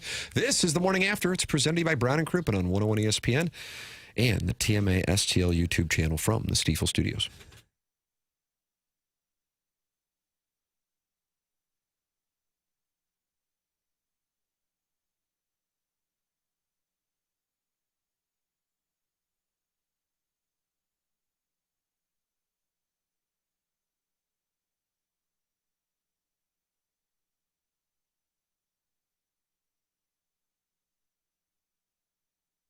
Michael's Flooring's been family and locally owned for over 30 years, online at igotfloored.com. That's igotfloored.com. You can go online right now and get 3 samples free from Proximity Mills just by going to igotfloored.com. Michael's Passions Flooring. When you order from him, he wants you to have the best experience for the absolute best price. Just come into Michael's Flooring, and you're going to see a difference. They want to make sure they suggest the best thing for you. They're not there to push what corporate's telling them they have way too much of. That's not the way it works. That's not the way they've been in business for more than 30 years. Employees love working for him, as they feel like family, and he makes sure they're taken care of, and this then rubs off to the families buying the product, as they know they have the best interests of the buyers at heart. It's Michael's Flooring, online at igotfloored.com, with 3 easy-to-get-to locations in the St. Louis metropolitan area, in Creve Coeur, Darden Prairie, and in St. Peters. Come see why people are loving getting floored by Michael, and make sure you visit igotfloored.com.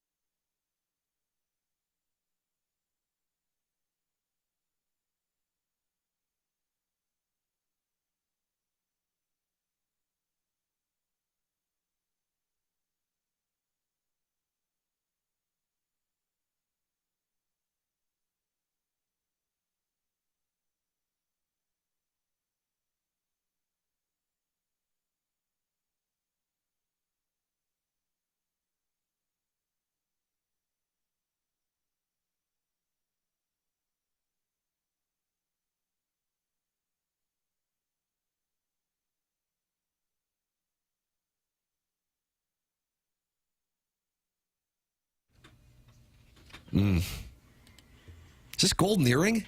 Am I right on that? I don't know who it is, too. Really? That'd be interesting. Am I right on that, Jackson? The band? Yeah. Exile. Exile, damn it. Ooh. And this is from Superbad?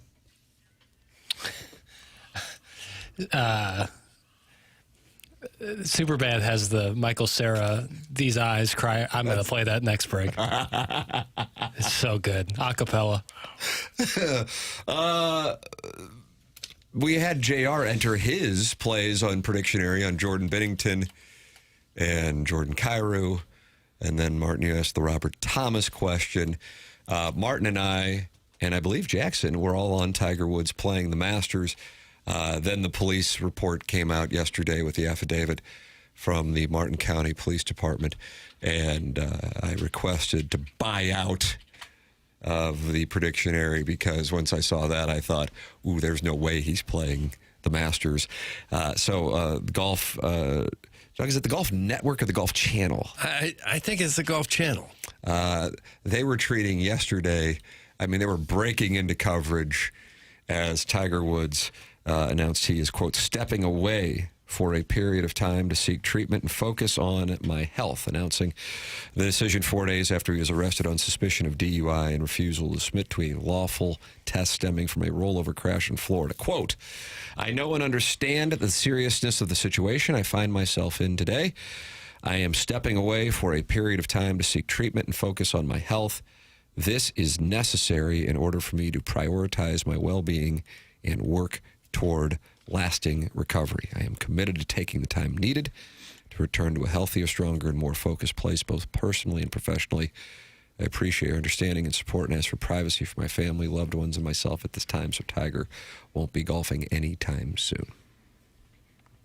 I think that's the message everybody wanted to hear at some point, saying maybe a little time away, maybe focusing on this. I'm sure the Masters people wanted to hear that message, too, so that it didn't just turn into a Tiger circus. Chairman Ridley expressed his support. I know you called him Fred Ridley, and you were scolded one time. Yeah, how dare you use my name? Chairman Ridley said, above all the other people. Augusta National Golf Club and the Masters tournament fully support Tiger Woods as he focuses on his well-being. Although Tiger will not be joining us in person next week, his presence will be felt here in Augusta. Mm-hmm. So he requests what else are you gonna say? Privacy at this time. So what does that mean? Because people are going to talk about it incessantly. And if he is seen anywhere, they'll chase him down. So I don't think he's going to get whatever. What do you think he feels? Don't knock on my door. That's not happening. They're going to be discussing him ad nauseum. Yeah. I imagine he would like some privacy. He's always asking for privacy. Yeah. Isn't that the name of his yacht? Privacy? Is it really? Yeah, I can imagine. He got too famous. Too famous. I was listening to the No Laying Up podcast. Anybody here listen to the No Laying Up podcast? No. There is a theory that is a Bill Simmons theory, I believe. You can tell me because I know you're a big Bill Simmons guy. We had Shrewsy calling in earlier and talking about Bill Simmons. Bill Simmons' theory is people who get so famous at a super young age stay at the age, from a maturity standpoint, when they became famous. And he uses Tiger Woods, he did this before this latest incident, as an example. And Michael Jackson is his exhibit A. Yeah. But, there aren't a whole lot of people who experienced what Tiger Woods. He was on the, I don't remember what, the Mike Douglas show, I think it was, daytime talk show at the age of 2 or 3. Bob Hope had him on, I think, one. Obviously, Michael Jackson at a super young age with the Jackson 5. And Tiger Woods with just, different existence than 99.99999%. When would he have frozen in time? Maybe in his mid-20s, kind of when he... oh, no, way earlier than that. So earlier, first Masters?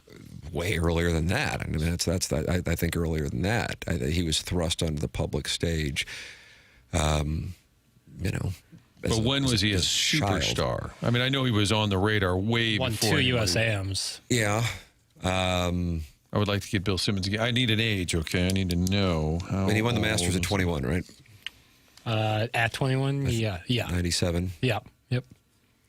So early 20s, Take your that's pick. his maturity Either range. way. 17 to 21. That then puts you in a. And I'm trying to think who else would fall into that category of. Danny Frozen time. Cooksey was on Different Strokes.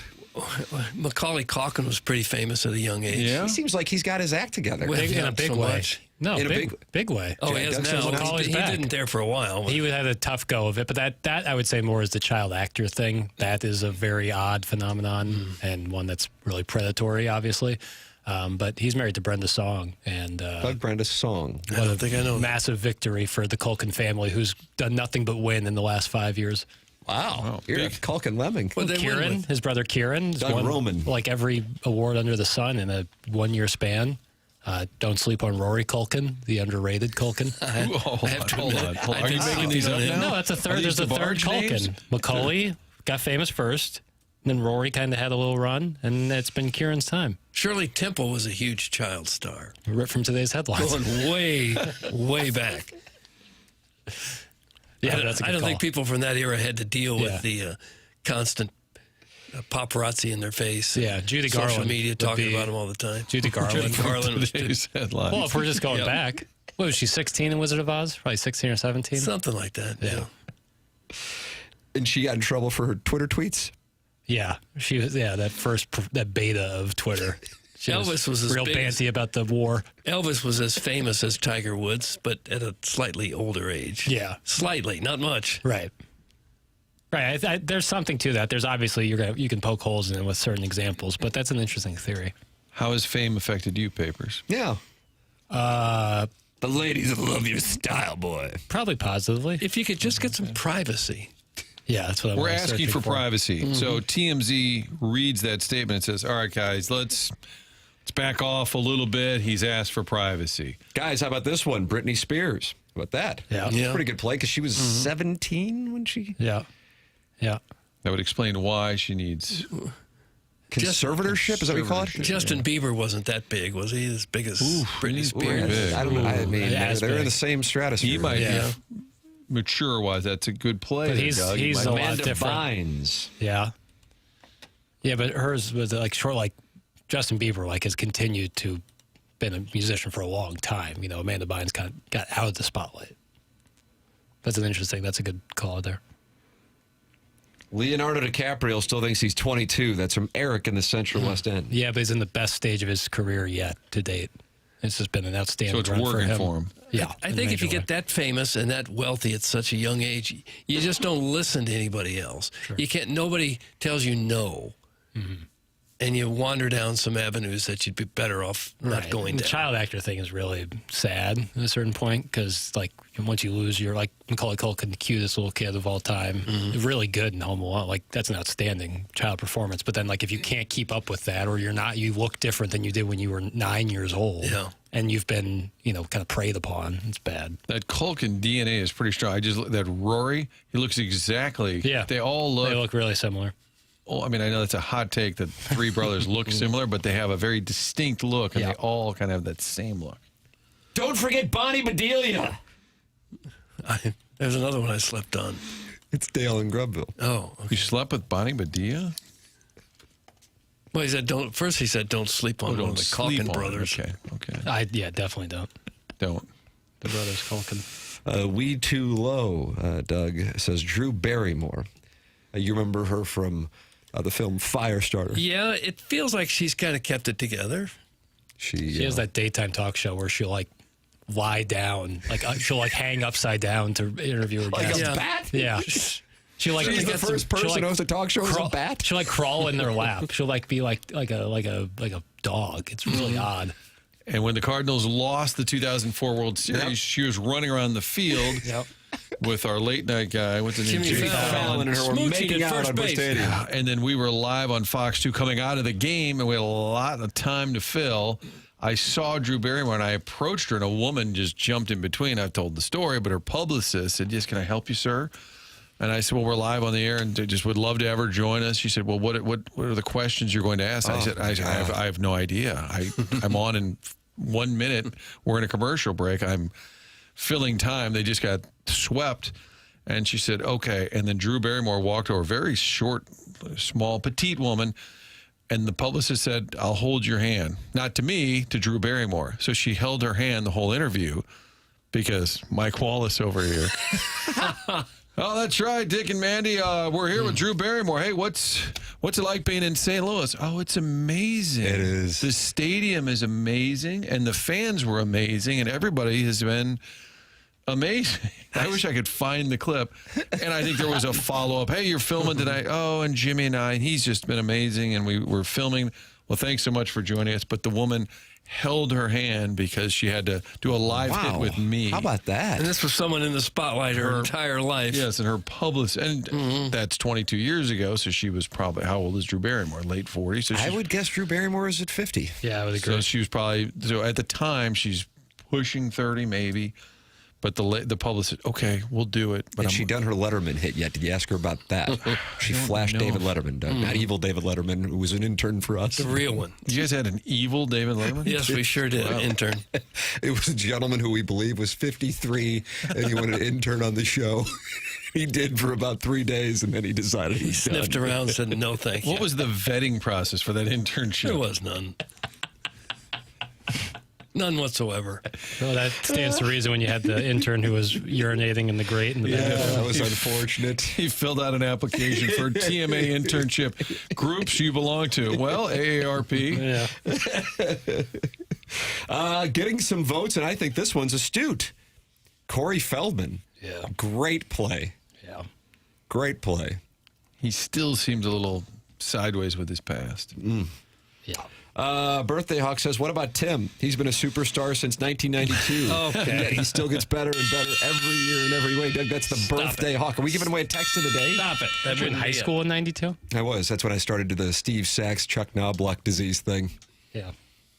Real problematic for my first baseman when the ball would either go dead into the dirt in front of him or 30 feet above him from second base. But that's a long throw. People don't think about that. It's the shortest throw on the field. If you were, that's where you put a guy who can't throw. If you How were dare you? Take a grounder right now at second and throw When first. I did the Cardinal fantasy camp as a social media joke that some people took seriously, which is also a really weird thing in the realms of this program's history, and I was starting to feel ground balls for the first time since the 1990s. So help me God, I thought, there's a good chance while former Cardinal closer Ryan Franklin's hitting me a ground ball and Alan Bennis is over at first base, that this ball goes 30 feet above Alan Bennis' head. So I ran over and handed it to him like the kid in the Sandlot. Yeah. Yeah, with that big fishing hat. Sounds like you don't like that lid. A really bad hat. Benny the Jet told him to burn it. Doug, Sarah Jessica Parker. Doug? Okay. Actress. I don't remember her as a child actress. She was definitely. Wasn't she the original Annie? I don't know. On Broadway. I know you love shows. I don't think she's frozen in time. Yeah. She's done just fine for herself. Somebody texted in that Paul McCartney is the rare exception. It's a nice play. Hugely famous, but he kind of seems. There's a lot of exceptions. I wouldn't say rare. I think there's a lot among the rare exceptions. Right, but like at that level, there's not many people at his level. Well, LeBron James was a superstar at 15, and he's seemed pretty well adjusted to all of it. I could. But the I wouldn't list put goes LeBron on. James at a Paul McCartney level of fame. No, but in his industry, he is.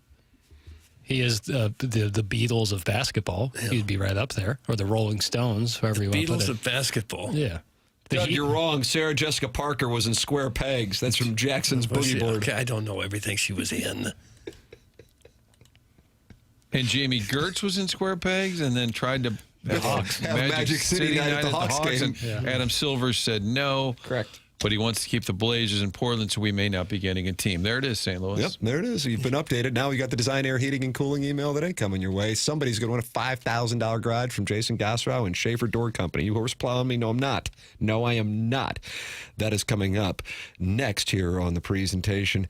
Design Air, sponsor of the email of the day. Doug, you know anything about Design Air? Well, of course I do. I've had them out to my house a couple times for routine maintenance. Thank you very much. They can work on your furnace or your air conditioner, your entire HVAC system. That's what Design Air does. That's what they've been doing since 1904. More than a century of keeping St. Louis homes comfortable and customers happy. Oh, no, not just another HVAC company, also the longest-running sponsor on TMA, and that loyalty says a lot to us. At the helm, Seth Goldcamp, a name you can trust, fourth-generation family member, leading the team that truly values integrity. At Design Air, they believe in honest work. You're never going to be sold something that you don't need. Whether you're dealing with the St. Louis cold or summer heat, they've got your back with dependable service and no-pressure solutions. Visit designairservice.com. Schedule your service today. Design Air is comfort you can count on, and you can also count on that being the home of the handsome repairman. I don't know who might come out to your house. It could be Adam. He's been described as bold and daring. Design Air brings the heat. There it is. Design Air email today. Next here on TMA 101 ESPN and the TMA STL YouTube channel from the Stifel Studios.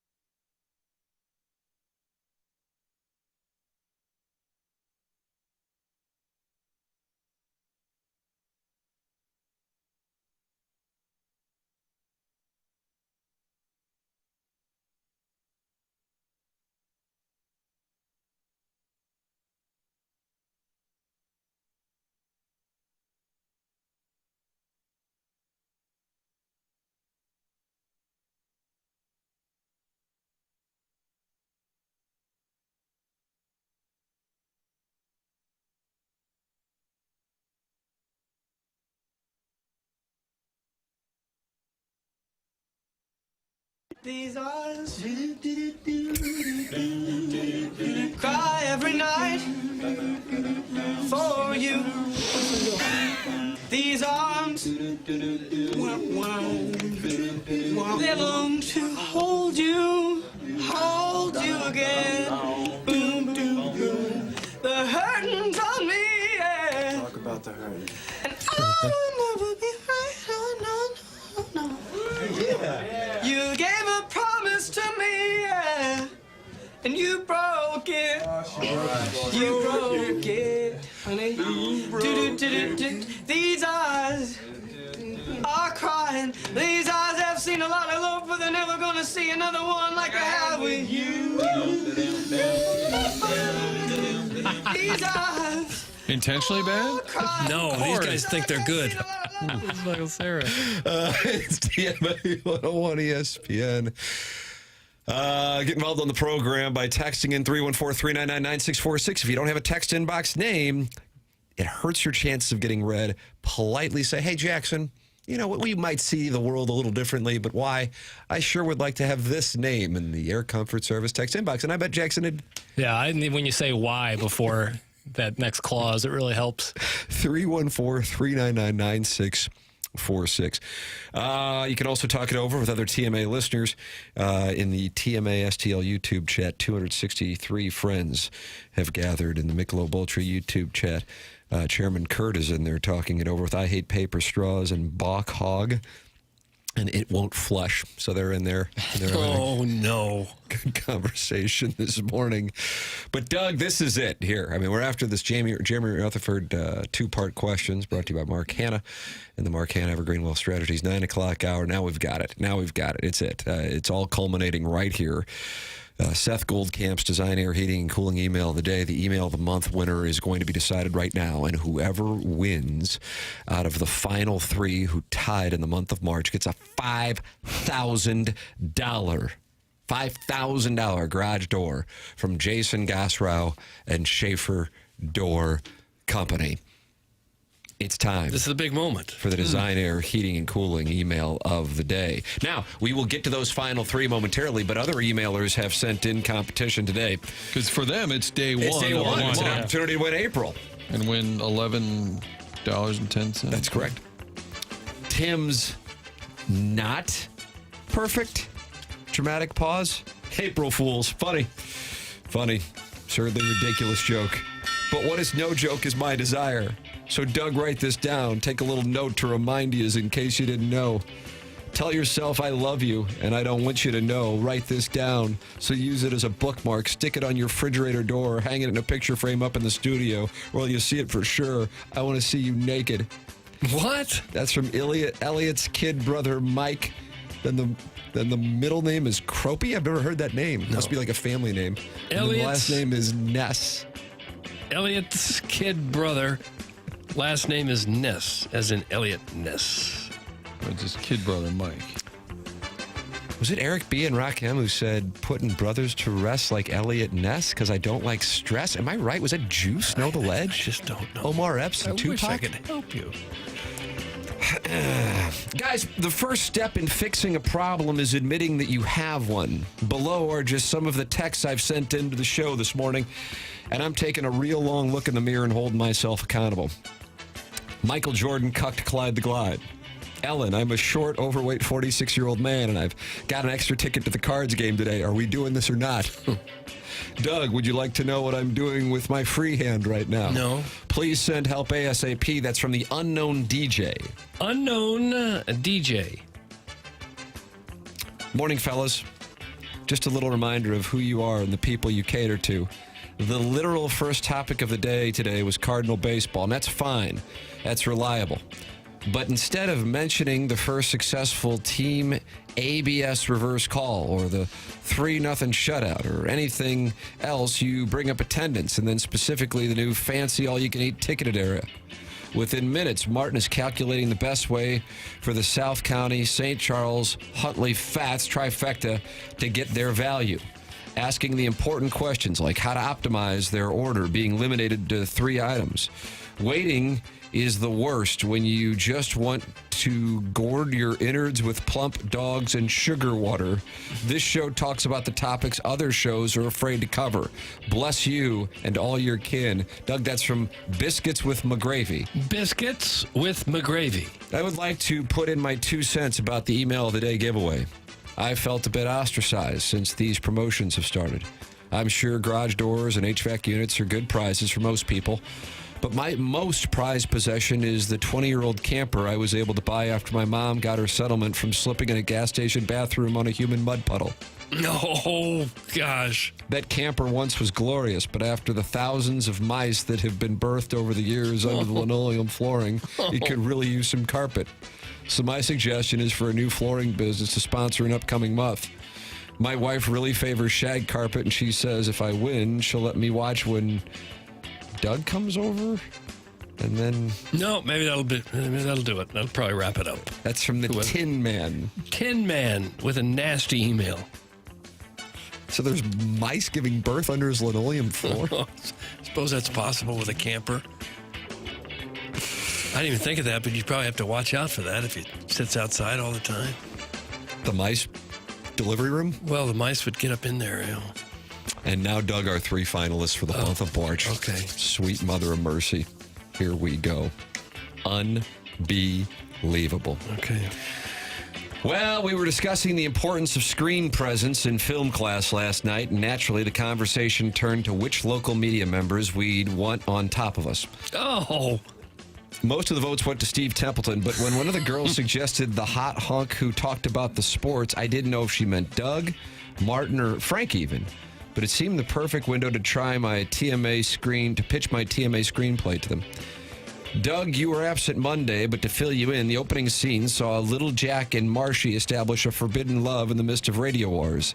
A taboo, will they or won't they? Spoiler alert, they will. At the end of the second act, the lovers will enjoy a discreet date night on a sightseeing boat tour down the Mississippi. Later that evening, in the midst of their union, there is a sudden knock on the door. Mr. Doug says, "May I join you?" Jack says, "Mr. Doug, you're supposed to be in Lake Placid." He opens the door. Doug steps in. It immediately clear his little pill has hit home base. Oh. Marshy says, "Looks like the Vaughn index went from 2 to 7. And Mr. Doug says, "Do you believe in miracles?" Little Jack swoons. He feels the butterflies flutter in his stomach. No, not butterflies. It's the boat drinks. He makes a mad dash to the bathroom and throws the daiquiris up in the sink. It should make for a shocking climax. I'm preparing a formal financing pitch for the Tam Avenue Capital Partners, but it shouldn't need much money. We'll outsource the production to Atlanta and hire Iggy to be the intimacy coordinator. That's from the Poor Film Student. Poor Film Student. One of the 3 finalists in this sudden death playoff today for the Schaefer Door Company garage door. Here is the second one. For a big email like this, you have to have nerves of steel. But luckily, I grew up holding the flashlight for my dad, so I think I'm ready. I do have 2 garage doors. Plus, I added a carport in 2019. I am not a fan of this April 1st day of trickery, hijinks, and tomfoolery. It made me uncomfortable as a kid when my class wanted to turn around all the desks 90 degrees. I didn't like it when my family convinced me to pursue a lucrative and fulfilling career in sports journalism. And I really didn't like it when my ex ran off with 90% of my stuff by tricking me into making her my first, third, and fourth wife. That is the hidden cost of being an optimist that nobody tells you about. I don't deserve these kinds of pranks. I'm a good person with a good heart. Or at least that is what my mom used to tell me as a kid every time I asked her if I was smart. So now, I can't even pay for any kind of premium content or apps. I don't steal it. It just inexplicably pops up on my computer when I search specifically for it. Like Iggy getting inundated with OnlyFans leaks. That's from Shooter McGavin, the vice president of Big Macland Fanny Packs, because otherwise I don't see how these roving gangs of diabetes can knock out 11 items in one sitting. Shooter McGavin. And finally, I remember it like it was yesterday, because it was. It was a breezy but warm spring night at the park. It was draft time for the local rec league U6 boys baseball teams. Xander's team has been the best for the past 2 years, but it's really not fair because his dad's a landscaper and keeps his body tight and rewarding, so the other dads can't keep their eyes and hands off him. No. This was the first in-person draft since COVID. Previously, we had been doing these over Zoom, but there was too much necking for draft picks going on behind the scenes. No. So we brought it back to in-person. We thought that would curb the physical urges us dads feel when making draft picks against each other, but last night proved otherwise. It was Marco's turn to pick. He had the chance to draft last year's best pitcher or the second strongest shortstop in the league. It was a tough choice. Glenn sat opposite Marco. Oh, gosh. He called Marco outside to make a deal. And before he knew it, Glenn swept Marco into the middle of a group of pine trees and tickled his tonsils. Okay. We could all see them, but they didn't know. They returned, and Marco didn't take either of his previous choices.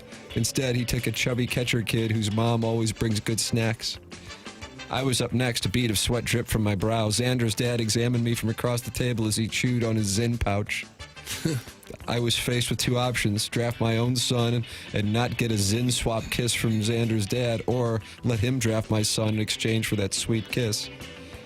We have our first practice tonight, but first I have to drop my son off to practice with Xander's dad and pick up some Zyn pouches because I'm addicted now. Passion won this year. Maybe next year I can be the dad my son wants me to be. For now, I'm coaching a team full of kids that I don't know. Doug, that's from Chet's neighbor. Chet's neighbor. And that is what we have for the Design Air Heating and Cooling Email of the Day / Email of the Month competition. The winner will be announced at approximately 10:55 on your Polos Plus dossier. Absolutely unbelievable. We are living in exciting times. Yeah. Well, they want that garage door, and they want it badly. Yeah, Someone's going to get it. Schaefer door. Think about it. Oh, that's right. Yeah. Schaefer door. Thank you to Jason Gassrow for the prize. Schaefer Door Company giving that garage door away to one of those three finalists. James Carlton has been giving me, and now Jackson, and now Alex Ferrario, and Brandon Kiley, and Jamie Rivers, wonderful customer service and saving us money. James Carlton, my insurance agent going back to 2019 and a long-time TMA and Tim McKernan Show podcast sponsor. 314-961-4800 or go online at carltoninsurance.net. James has been doing this for close to 2 decades, and in his career, he has never seen auto rates drop at the percentage of decrease that he has seen over the last few months. That is a perfect opportunity to save money. Go to carltoninsurance.net or call 314-961-4800. It's James Carlton and his 450-plus 5-star reviews on Google. His team in Webster Groves, 314-961-4800. Go online at carltoninsurance.net. Tim McKernan, Doug Vaughn, Martin Kilcoyne, Jackson Burkett, Chairman Kurt with you. The program's called The Morning After. It's presented to you by Brown & Crouppen from the Stifel Studios on 101 ESPN.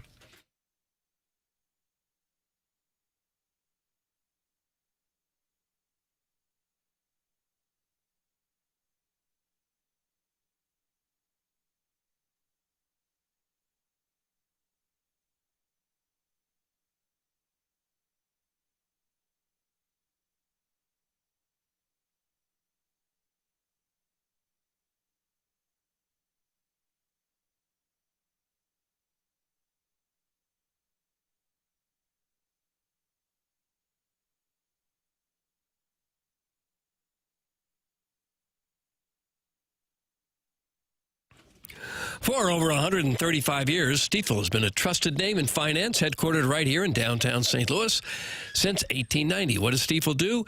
Pretty much everything money-related. Wealth management, yes. Banking through Stifel Bank, yes. You own a business?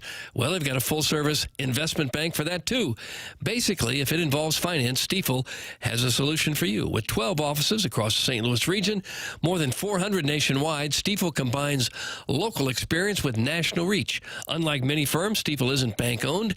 They own their own bank, and that independence allows them to focus on one thing, doing what's best for their clients. It's a philosophy that has made Stifel one of the fastest-growing wealth management firms in the world. Their tagline says says it all, where success meets success. And did you know Stifel has raised more than $4.2 million in charity since the inception of the Stifel Charity Golf Tournament that started in 2020. Rather, they've now earned more than $4.2 million in charity giving for that. Stifel Nicholas and Company Incorporated, member SIPC and NYSE.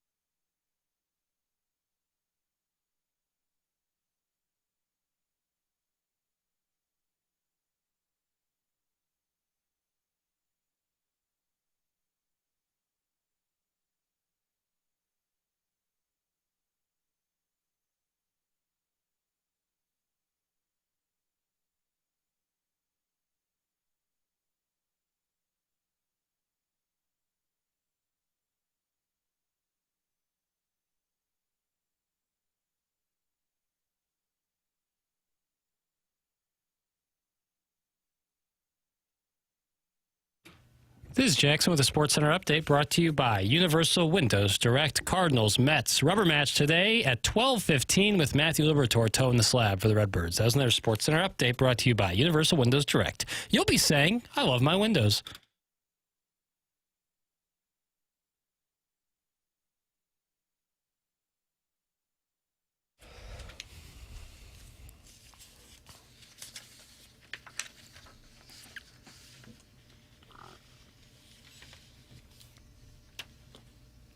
You enjoying this, Doug? Yeah, this is nice.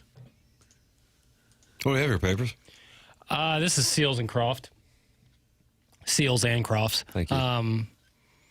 I passed Rafe Williams, he of the Rizzuto Show, earlier today, and he said it's a yacht rock kind of day. And I'm a Rafe Williams lemming, so I said, all right, I'll play some yacht rock. I'm a yacht rock kind of I know fan. Doug likes it too, so nice byproduct.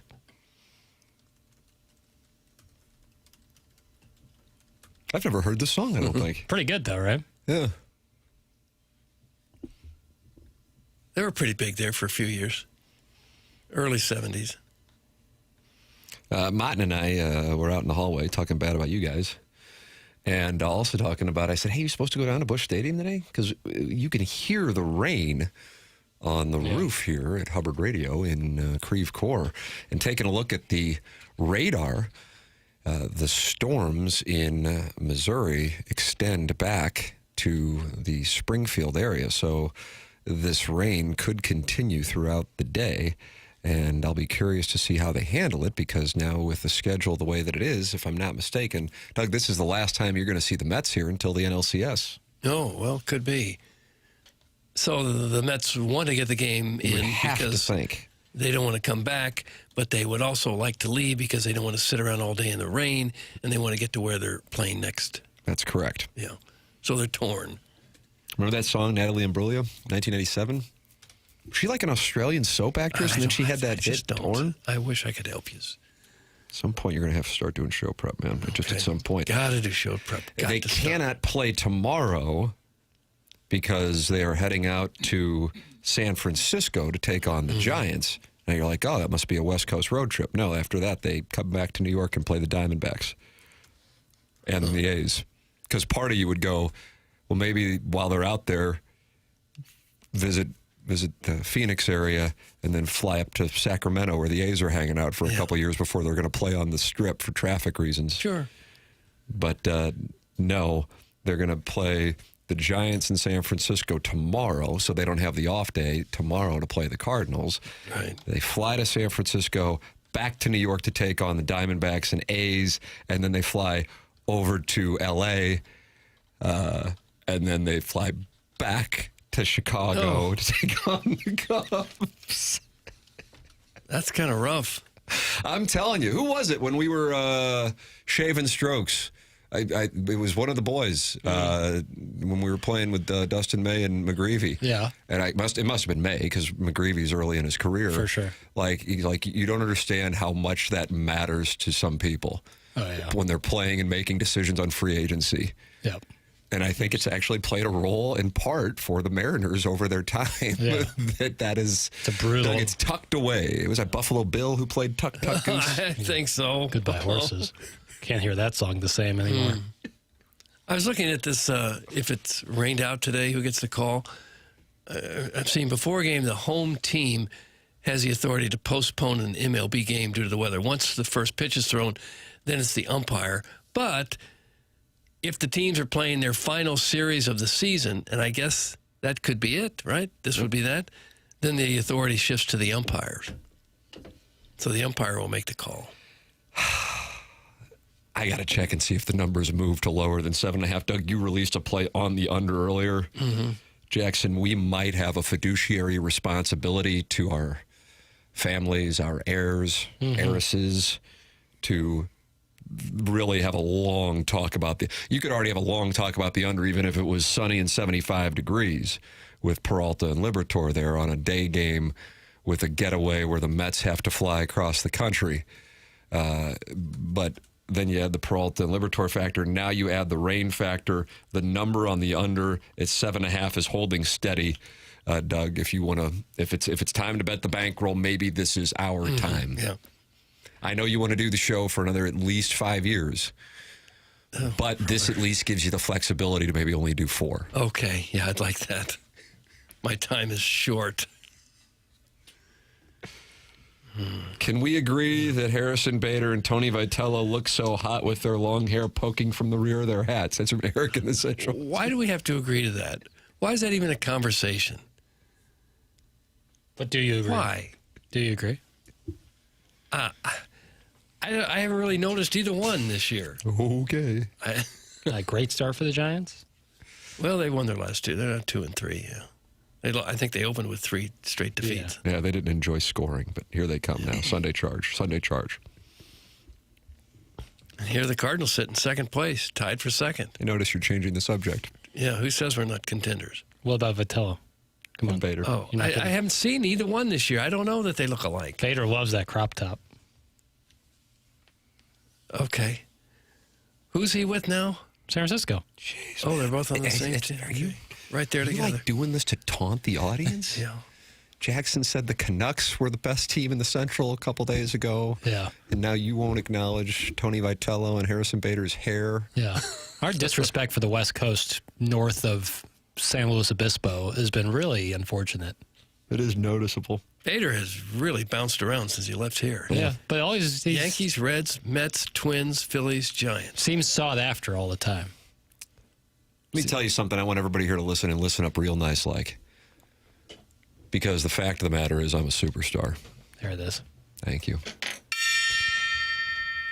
But the Cardinals have had, I'm going to estimate, double digits in the number of players since Matt Holliday was a star and a regular, and obviously friend of the program, who they truly thought were their future in the outfield. And I don't know if you could say one of them panned out. If you look at it, and we're going back a little more than a decade. Yeah. Well, I think I can Doug, I'll rattle her on off for you. 2015. Pham, all due respect, but it didn't pan out. Grichuk. Nope. And Piscotty. Nope. Then they go out and they get Fowler. No. Well, no. I mean, Marcelo Zuna was here, and they went to the NLCS. I always had a problem, and I would write letters to the Post-Dispatch about it, that neon green sleeve. Yeah, that bothered you. He made a great catch climbing the wall. Yeah. No, he didn't catch it. No. I got a different highlight in front of me. Okay. Someone should AI that to where he actually does catch it. That would be sweet. Dylan Carlson was supposed to be. That's the one that it's like, wow. Yeah, I mean, I think the hype surrounding Dylan Carlson is like cornered away because in part it coincided with COVID. Mm-hmm. But I mean, there was monster hype attached to Dylan Carlson. Yeah. And here we are in 2026, and I'm obviously skipping ahead, but Jordan Walker emerged in 2023. Now, maybe he is getting it going. I don't know. They had a Rosarena turned into a player, but not here. Well, that Instagram signal was active in the clubhouse in Atlanta, and that was a problem. Someone should have turned the Wi-Fi off. You think so? You think it was Wi-Fi, or you think it was like 4G at that time since it was 19? Well, it probably was, but in the bowels, I would think it's probably tough to sometimes get a signal. But who knows when he actually posted it? It was Instagram Live. Oh, he was Instagram live. Yeah. Otherwise, yeah, I would have been able to kind of edit that, but nope, tough. You know, Bader might be the best of all that group. He had some years where he had 16 homers, 12 homers. Yeah. I always thought Piscotty was good, too. He didn't play up to his physical talent, his skill level, because he's fast as lightning, and he didn't steal a lot of bases. Not the biggest guy, but he was always swinging from the heels for a home run. Yeah, it kind of felt like he didn't have his identity. Like, he was known as being, like, the fastest guy when he was young, but then he had pop, but he didn't have a ton of pop. Didn't have the on-base percentage to be like a speed demon on the bases. Good defender, not incredible. It's kind of like jack of all trades, master of none. I just thought he should have been the guy that concentrated more on putting the ball in play and letting your legs help you out a little bit. Willie Mays Hayes. Maybe he's a 1980s era player. Doug, would you like to let the audience know where Dylan Carlson is playing in 2026? Boy, I have no idea. He's only 27 years old. I think I know. It's not I'm gonna Tampa, let Doug is cook. it? No. Can I have initials? No. I was about to give them to you, but Jackson, Okay. you heard him. I'm going to need initials. Can we give him senior or junior circuit? Yeah, I think we can do that because he likes that. I don't senior listen. circuit. It's not going to matter because I don't know where he's playing without the initials. You'll see him this year. Well, that could be almost every team in the It league. actually is every team in the league. Now it is. Okay. As he goes to the mouse, you are not a man of integrity. Well, you're about to look it up. I was just going to look up all the teams so I could start guessing. You need to know. I'm not going to look him up specifically. Baltimore? No. Can I have initials, please? CC. CC. Oh. Remember CC DeVille was the lead guitarist on Poison? The Chillicothe right. Cougars? They're in the Actually, league. we went cougar hunting last night. That's right. Okay. Made their opening day roster. He too. did. He's with the Cubs. Yeah. Nice. Is he going to That's get pretty to? good. He's not going to get to play with the Cubs, is he? I don't believe he's had an at bat yet. Yeah. Okay, They're that answered waiting to that see if this PCA thing works out. They're doing a standoff with the Cardinals and Pozo. Yeah. Who goes first? Yep. Yeah, that's not a team you'd think that he's going to get an awful lot of playing time with. My point being the following. It's tough to win Major League Baseball games when you don't have one outfielder you can rely on to produce offensively, much less the whole lot of them. And I don't really feel like I've submitted a master's thesis. I feel like I could go up to show and share and produce this in second grade. But if you look at the last decade plus of Cardinal outfielders, unfortunately, lots of promise, but unfortunately, an abyss. Thoughts, concerns, 314-399-9646. Text and Air Comfort Service text inbox.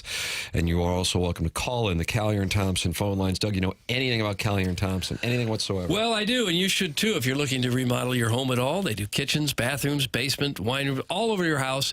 You need an upgrade. Callier and Thompson is the place for you. You know who's a good guy to know? Matt. He's the appliance manager. They sell top-of-the-line appliances at Callier and Thompson. Matt can get you taken care of. If you're just looking for an appliance, maybe not going to do an entire kitchen remodel. They do a lot of those partial remodels, of course. The number one thing for a remodeling company is trust. You have to trust the work's going to be done right. Communication is clear. And the trust in the process that they're going to do. It's hard in the remodeling industry to find that. Homeowners have many frustrations in communications and timelines and sometimes just having the workers show up. You can avoid those frustrations if you work with Callier and Thompson. They check all the trust boxes. They focus on thoughtful design, clear expectations, building relationships. Callier and Thompson is going to listen to you and understand exactly what you want. They provide steady, informed, throughout the process, the information that you're going to want. And they're certainly not going to rush it. They're going to do it right. They've been doing this since the 1950s. If you are investing in your home, trust Callier and Thompson to guide you with experience, clarity, and care. You'll see how Callier and Thompson builds relationships and trust with their customers. Come home to quality, CallierandThompson.com. This is TMA 101 ESPN.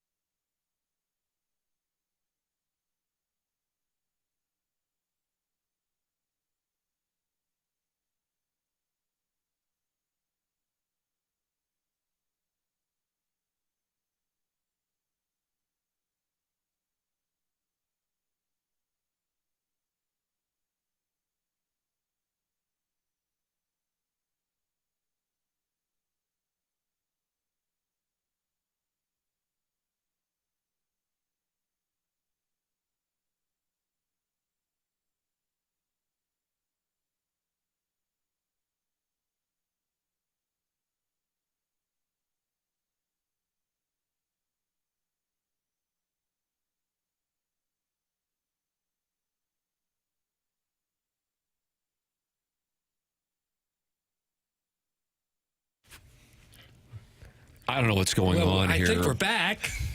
But, I mean, it was 3 seconds ago, and Jackson Burkett was not in the studios. Now, Doug and I could obviously run the board if we wanted to. Sure. Hit some levers and dials. But this was some of the most slipshod producing I've ever been a part good of. for you for saying it. First Jeremy Rutherford, now Jackson Burkett. Market. Yeah, we got a sponsored deal with Stifel. Market. And we can't play this stuff because you're out there lollygagging. I like that term, Doug. I bet you do. Are you Lollygagging. talking with the skirts? I mistimed that break badly. I couldn't be sorrier, fellas. Here, I'll play one more time. Okay. I don't dance now. I make Market. money move. Say I don't gotta dance. I make money move. It's just good I don't understand the music at all, but I like it. Cardi B. Yep. Market moves. Presented by Stifel. Yeah, Stifel did it. Where we size up some of the biggest storylines in sports and decide which ones we're backing, dropping, or watching. Okay. We bring the takes. Stifel brings a steady perspective. Let's break down the moves that matter. Today, there's a couple of things, a couple of new developments. To recap, the possibility of Doug Armstrong going to the Maple Leafs. Jeremy Rutherford wrote about that in The Athletic. We had Dr. Chaffetz being a part of a group to acquire the Portland Trail Blazers. And we have Illinois in the Final Four. Yeah. So I'm going to ask you, are you buying, are you watching, or are you dropping, or backing, dropping, or watching Doug Armstrong to the Blues? Or to the Maple Leafs? I'll just watch. Yeah. I don't think it's going to happen. Like a Davenport or Yeah, I'll get a little stool. Yeah. Get a stool, sit on that and watch it. You ever seen those like chairs you can, like the little chairs that are thin you could travel with and flip them out and then sit anywhere you want? You see them at golf tournaments a lot. That seems like that'd be, the new wave. I've never needed to sit that badly. If you're going to a golf tournament, you figure you're going to walk. You're going to stand, right? Yeah, I would think. You don't need a flip stool. Yeah, but you got to reserve your real estate at the 18th at Augusta for when Ricky Fowler walks up the fairway after he shocks the world by winning the Valero this weekend and then the Masters the following weekend. Oh, so strong. And you can do that. You can reserve a spot with a simple flip stool. I highly doubt Chairman Ridley would allow that. Yeah, you can't bring your own stools. I wouldn't think so. So you're watching Doug Armstrong? I'm watching, yeah. That isn't happening. Yeah. I cannot imagine Tom Stillman allowing him to do that. I agree. I mean, I'd be really surprised. I'm sure Armstrong. I don't know if he would want to do it. I think you want to be the guy to bring the cup to Toronto, and he's only 61. Right. But he's under contract here. Yeah. But you also don't want to be just another guy in the revolving door. We can't make it work here and be out in 2 more years. What do you got next, Papers? Dr. Chaffetz being a part of a group to acquire the Portland Trail Blazers. The NBA in St. Louis. Here I ask, are you backing, watching? Oh, Doug, would the NBA work in St. Louis? You ever heard that discussion? I don't dance now. I make money move. I'm dropping that. Just because he bought it doesn't mean he's moving it here. Just like when he bought into the San Francisco Giants, he's not moving them here either. Just start a second franchise in St. Louis. And play at Heine Miney. To fill in for the Browns. What's a nicer ballpark? AT&T, Oracle? Heine Miney. Good for you for saying it. Because they've got dogs. They got animals rabid dogs in the outfield. Yeah. Do you think they could model themselves after Oracle and dig just a giant hole in the ground on the outside and fill it with water behind the right field wall? Rabbit dog could be in a canoe. McKernan Cove. Yeah, there you go. The right thing to do. One of the beauties of Heine Miney is the sun sets right over the center field wall. So you play a game like at 5 or 6 o'clock, or 7 sunset, or 8. Yeah. You can't see a damn thing. You just pray the ball's not coming at you. Good design there. Eric in the Central West End says you were out in the hallway going through WNBA hot take videos. Eric in the Central West End's here, and he saw you watching. Well, I could just do that from the studio. I don't know why I'd have to do that outside in the hallways. No.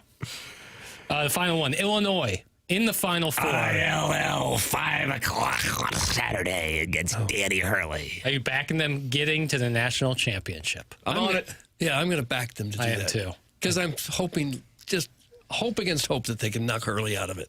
Yeah, that would be even sweeter, honestly. Yeah. Although I'm not. This team is playing some good ball right now. They've had the talent all year to do what they're doing right now. It's just been the execution, especially late in games, and their physicality has been outstanding. They have a ton of confidence. good mix of veteran leadership and young talent to score like crazy. It's a team built for March. Well, And you know, now you talk April. about you talk about the tournament. Right. All Big Ten final. Dilladoy and Michigan. Is that where you're in on Michigan over Zona? Dilladoy and Michigan. Yeah. Well, didn't we bet $20 on it? Oh, that's right. We did. Just straight up, right? No spread. That's fine. Yeah. It's bad on my part to do, but yeah, it's a favor to you. I don't get my point and a half. You don't get your point and a half. It could cost me $20. It could. It could. Although I think with the late game fouling situation. But we saw it happen in the UConn-Duke game. 1 point separated those two stormy combatants. The program. Listen. Market. Why are you in there saying market? Market. Doug, that's Stifel sponsoring the market moves here. And they're on okay TV. with that? What do you mean okay with it? They're thrilled. Oh, all right. If you're Stifel, and they're a little startup, right? No, it's a huge worldwide company, and they're okay with this level of production. You mean like how good it is? Well, just something like that, yeah. Yeah, thank you, Doug. They're Yes. fine with it. Yeah, they're on board. They're like, wow, too much. Easy there, champ. In college, I worked the grounds crew at Rockhurst and faced a pack of wild dogs behind the softball fields. True fear I was about to be mauled. That's from the Hunchback of Vaughn Castle.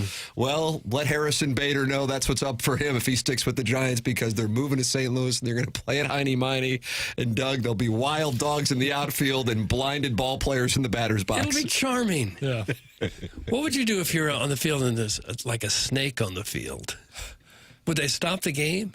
Yeah, I would think. A snake, like a living snake. Well, one of my kids had a game at Afton Ballpark once, and there was a skunk in the outfield.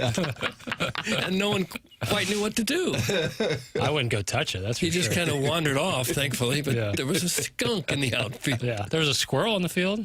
Rally squirrel. Yeah, look at that. What a world championship. That's Literally on the team's World Series ring from 2011. All right, we got a break. It's TMA 101 ESPN.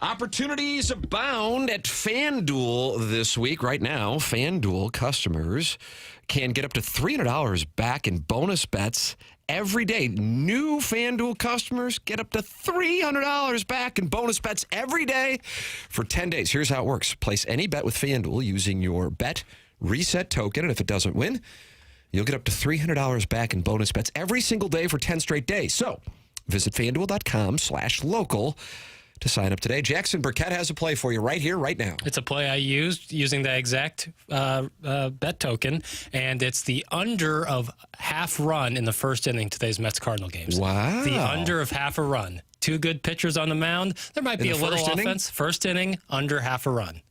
A lot of fun. That's an exhilarating bet. Doug, quick payoff. You find the result quickly. Yeah, you do, but the team's best hitters all hit in the first Soto inning. finna hit. Soto finna hit, but, I don't know. I like Libby. Mason Wynn may not. Right. Way down the bunt. Right.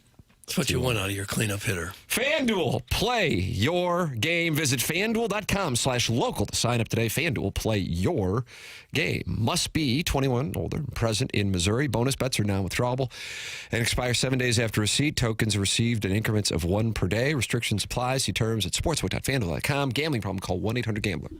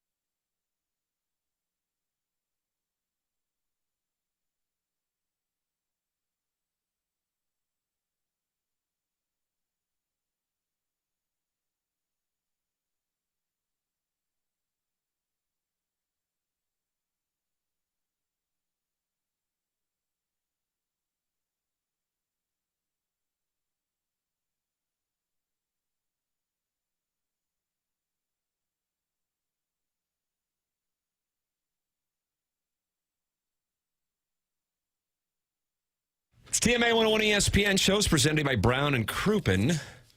Got a big announcement coming up here at 10:55 with the winner of the Design Air Heating and Cooling Email of the Day.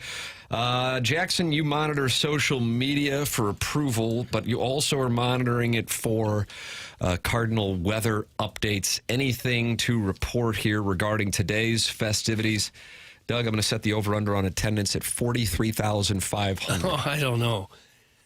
It looks like they're going to announce 20,000 some for every game. Maybe that's their season ticket base, because that's what they've announced the last couple games, and there hadn't been anything close to that there. Yeah, I have no updates at the moment, weather-wise. The last thing the Cardinals have tweeted out is the starting lineup for today's ball game. So as of right now, I believe they're going to play. But the weather, the Doppler radar is not looking great. It's quite wet. Looked like rain most of the afternoon. Yeah. Almost 100% chance until noon or so. With the lineup, for the record, Jordan Walker getting the day off. Nathan Church will be in right, so JC is over in left. It's Liberatore on the mound against Peralta for the Mets. And, I guess we'll just be open here with the audience. Every one of us has put every dollar we have. Jackson, I don't know if you have access to your trust fund. 31. At age 31, you can do it? 3 years. But still, you have Well, yeah, I mean, it's like you can operate as if I do have the money already. You know? I like that. That's how I treat credit cards. Right, and any bank. You're going to go into debt. Yeah, well, yeah, I mean, debt on your trust spend money fund. to make money. Okay. That's my credo. Scared money don't make money. Yeah. And so, therefore, we are all in on the under of 7.5 today. If the two teams score a combined 8 or more runs, we will have a best of playing tomorrow. Because we'll be fleeing. We'll be bankrupt. We'll be fleeing. We'll bust. I'll go to that Wichita Pizza Hut I had to run to after whatever the hell it was that I lost on. There have been so many to choose from. Doug, where'd you go on the lamb? I'd probably just take a long walk, maybe along River to Pear. Yeah, maybe fall in. End it all. The winner of the Design Air Heating and Cooling Email of the Month showdown for a $5,000 garage door from Schaefer Door Company is the final item on the Polos Plus dossier today. I actually have no idea who won. I know who I voted for, but I don't know who actually won it. So we are about to find out if it's Chet's neighbor, the poor film student, or Shooter McGavin, who won the $5,000 garage door courtesy of Jason Gosrow and Schaefer Door Company. We are grateful for our sponsors on this program, and Mentality has been with us, I think, since the first show we got here to Hubbard Radio in January of 2022. Tired of always waking up exhausted, dad bods starting to weigh on you, finding it harder to get excited about basically anything if your energy, focus, and drive aren't what they used to be. It might not be that you're just getting older. Good chance your hormones and metabolism are out of balance. Well, that's where Mentality can help you out. They start by listing. They'll run real labs and explain your results in plain English, and then build a personalized science-backed plan using hormone therapy and FDA-approved peptide treatments to help get your brain and body back on track. So stop telling yourself and everyone around you that you're fine. Right now, all new patient labs will be covered in your treatment plan. That's a savings of $250 right out of the gate. Reclaim the old you, the younger you, with Mentality. Schedule your appointment now at lowtusa.com. That's lowtusa.com. LOWTUSA.com. lowtusa.com. Mentality. The winner of the $5,000 garage door from Schaefer Door Company announced next here on TMA 101 ESPN and the TMA STL YouTube channel.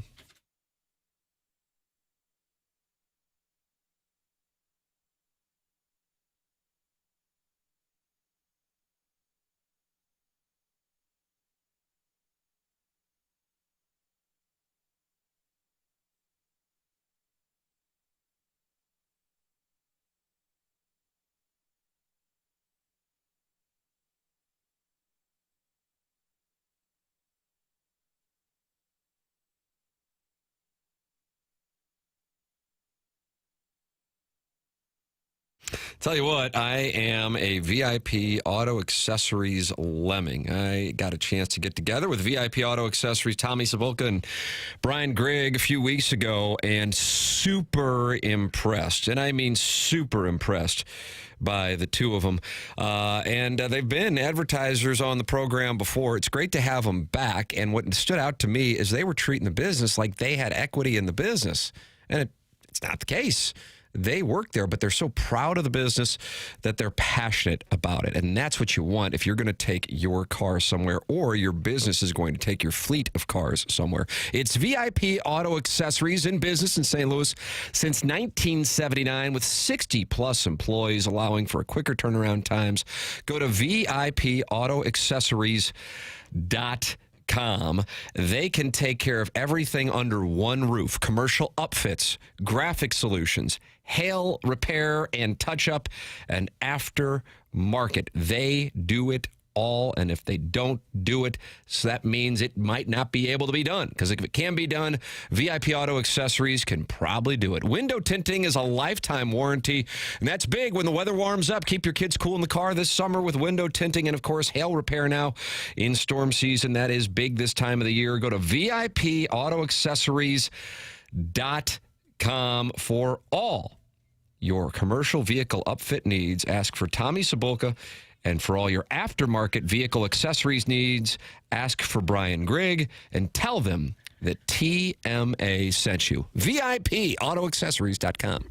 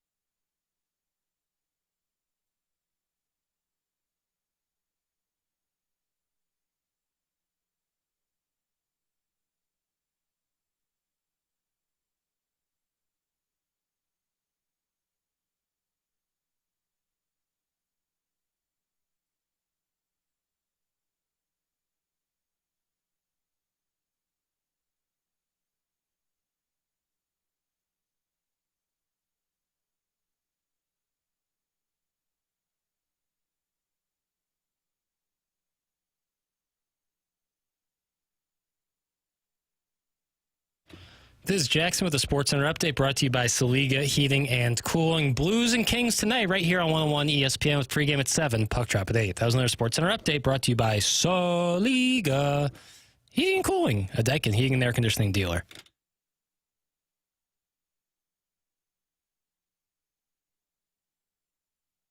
Well, Doug, here it is. Okay. Big moment. Big. This is it. This is kind of what it's all about, guys. This is it. Kind of what it's all about. Many men entered. 3 remained after the month of March. Those names were the poor film student, Chet's neighbor, and Shooter McGavin. Well, sure they were. The winner, the name Jackson Burkett will announce, wins a $5,000 garage door, courtesy of Jason Gosrow and Schaefer Door Company, the podcast sponsor here on 101 ESPN and online at SchaeferDoor.com. A 3-way sudden death playoff. It's like the coin flip in Friday Night Lights. Sure is. Just like it. Jackson, who's the winner? Well, March is a month of mayhem. If you had told me before the month began, do you think this guy can win the whole thing, take home that Schaefer Door Company prize? I'll be honest, I would have said no. You would have. But he silenced all the doubters because the poor film student Unbelievable! has won the email of the month for the month of March. For long. And that Schaefer Door Company prize. Congratulations to the poor film student. You have won the Design Air Heating and Cooling email of the month competition, and also won April 1st. Now you have a lead in April. Yep. Wow, it's going to be a pony show tonight at the poor film student's home, Doug, huh? That's going to be fun. Yeah. Well, I don't know how soon Schaefer can get out there to get that door remodeled, but it'll be a party that day. Yeah, it's going to be incredible. We ought to all go out there. Oh, Yeah, garage party. Yeah, that'll be incredible. Texas rules. Congratulations to the poor film student. Thank you to Jason Gosrow and Schaefer Door Company. Wasn't Shooter McGavin like in a playoff with Buck Swope, too? He has been playoffs. Something It was Alan Dadeville? Alan Dadeville was a showdown, I believe, with Bucks. Oh, okay. So I have to say, Shooter McGavin, the Rick Barnes of the email of the day competition. But he brings the heat every day. He does. I mean, you know his time's coming. Right. Sure. Right. It's kind of like Cameron Young. You know it's there. You know it's starting to happen. Okay. They got Doug, the it's just like players. Cameron Young. It's just like Cameron Young. We got to go. Bye. All right.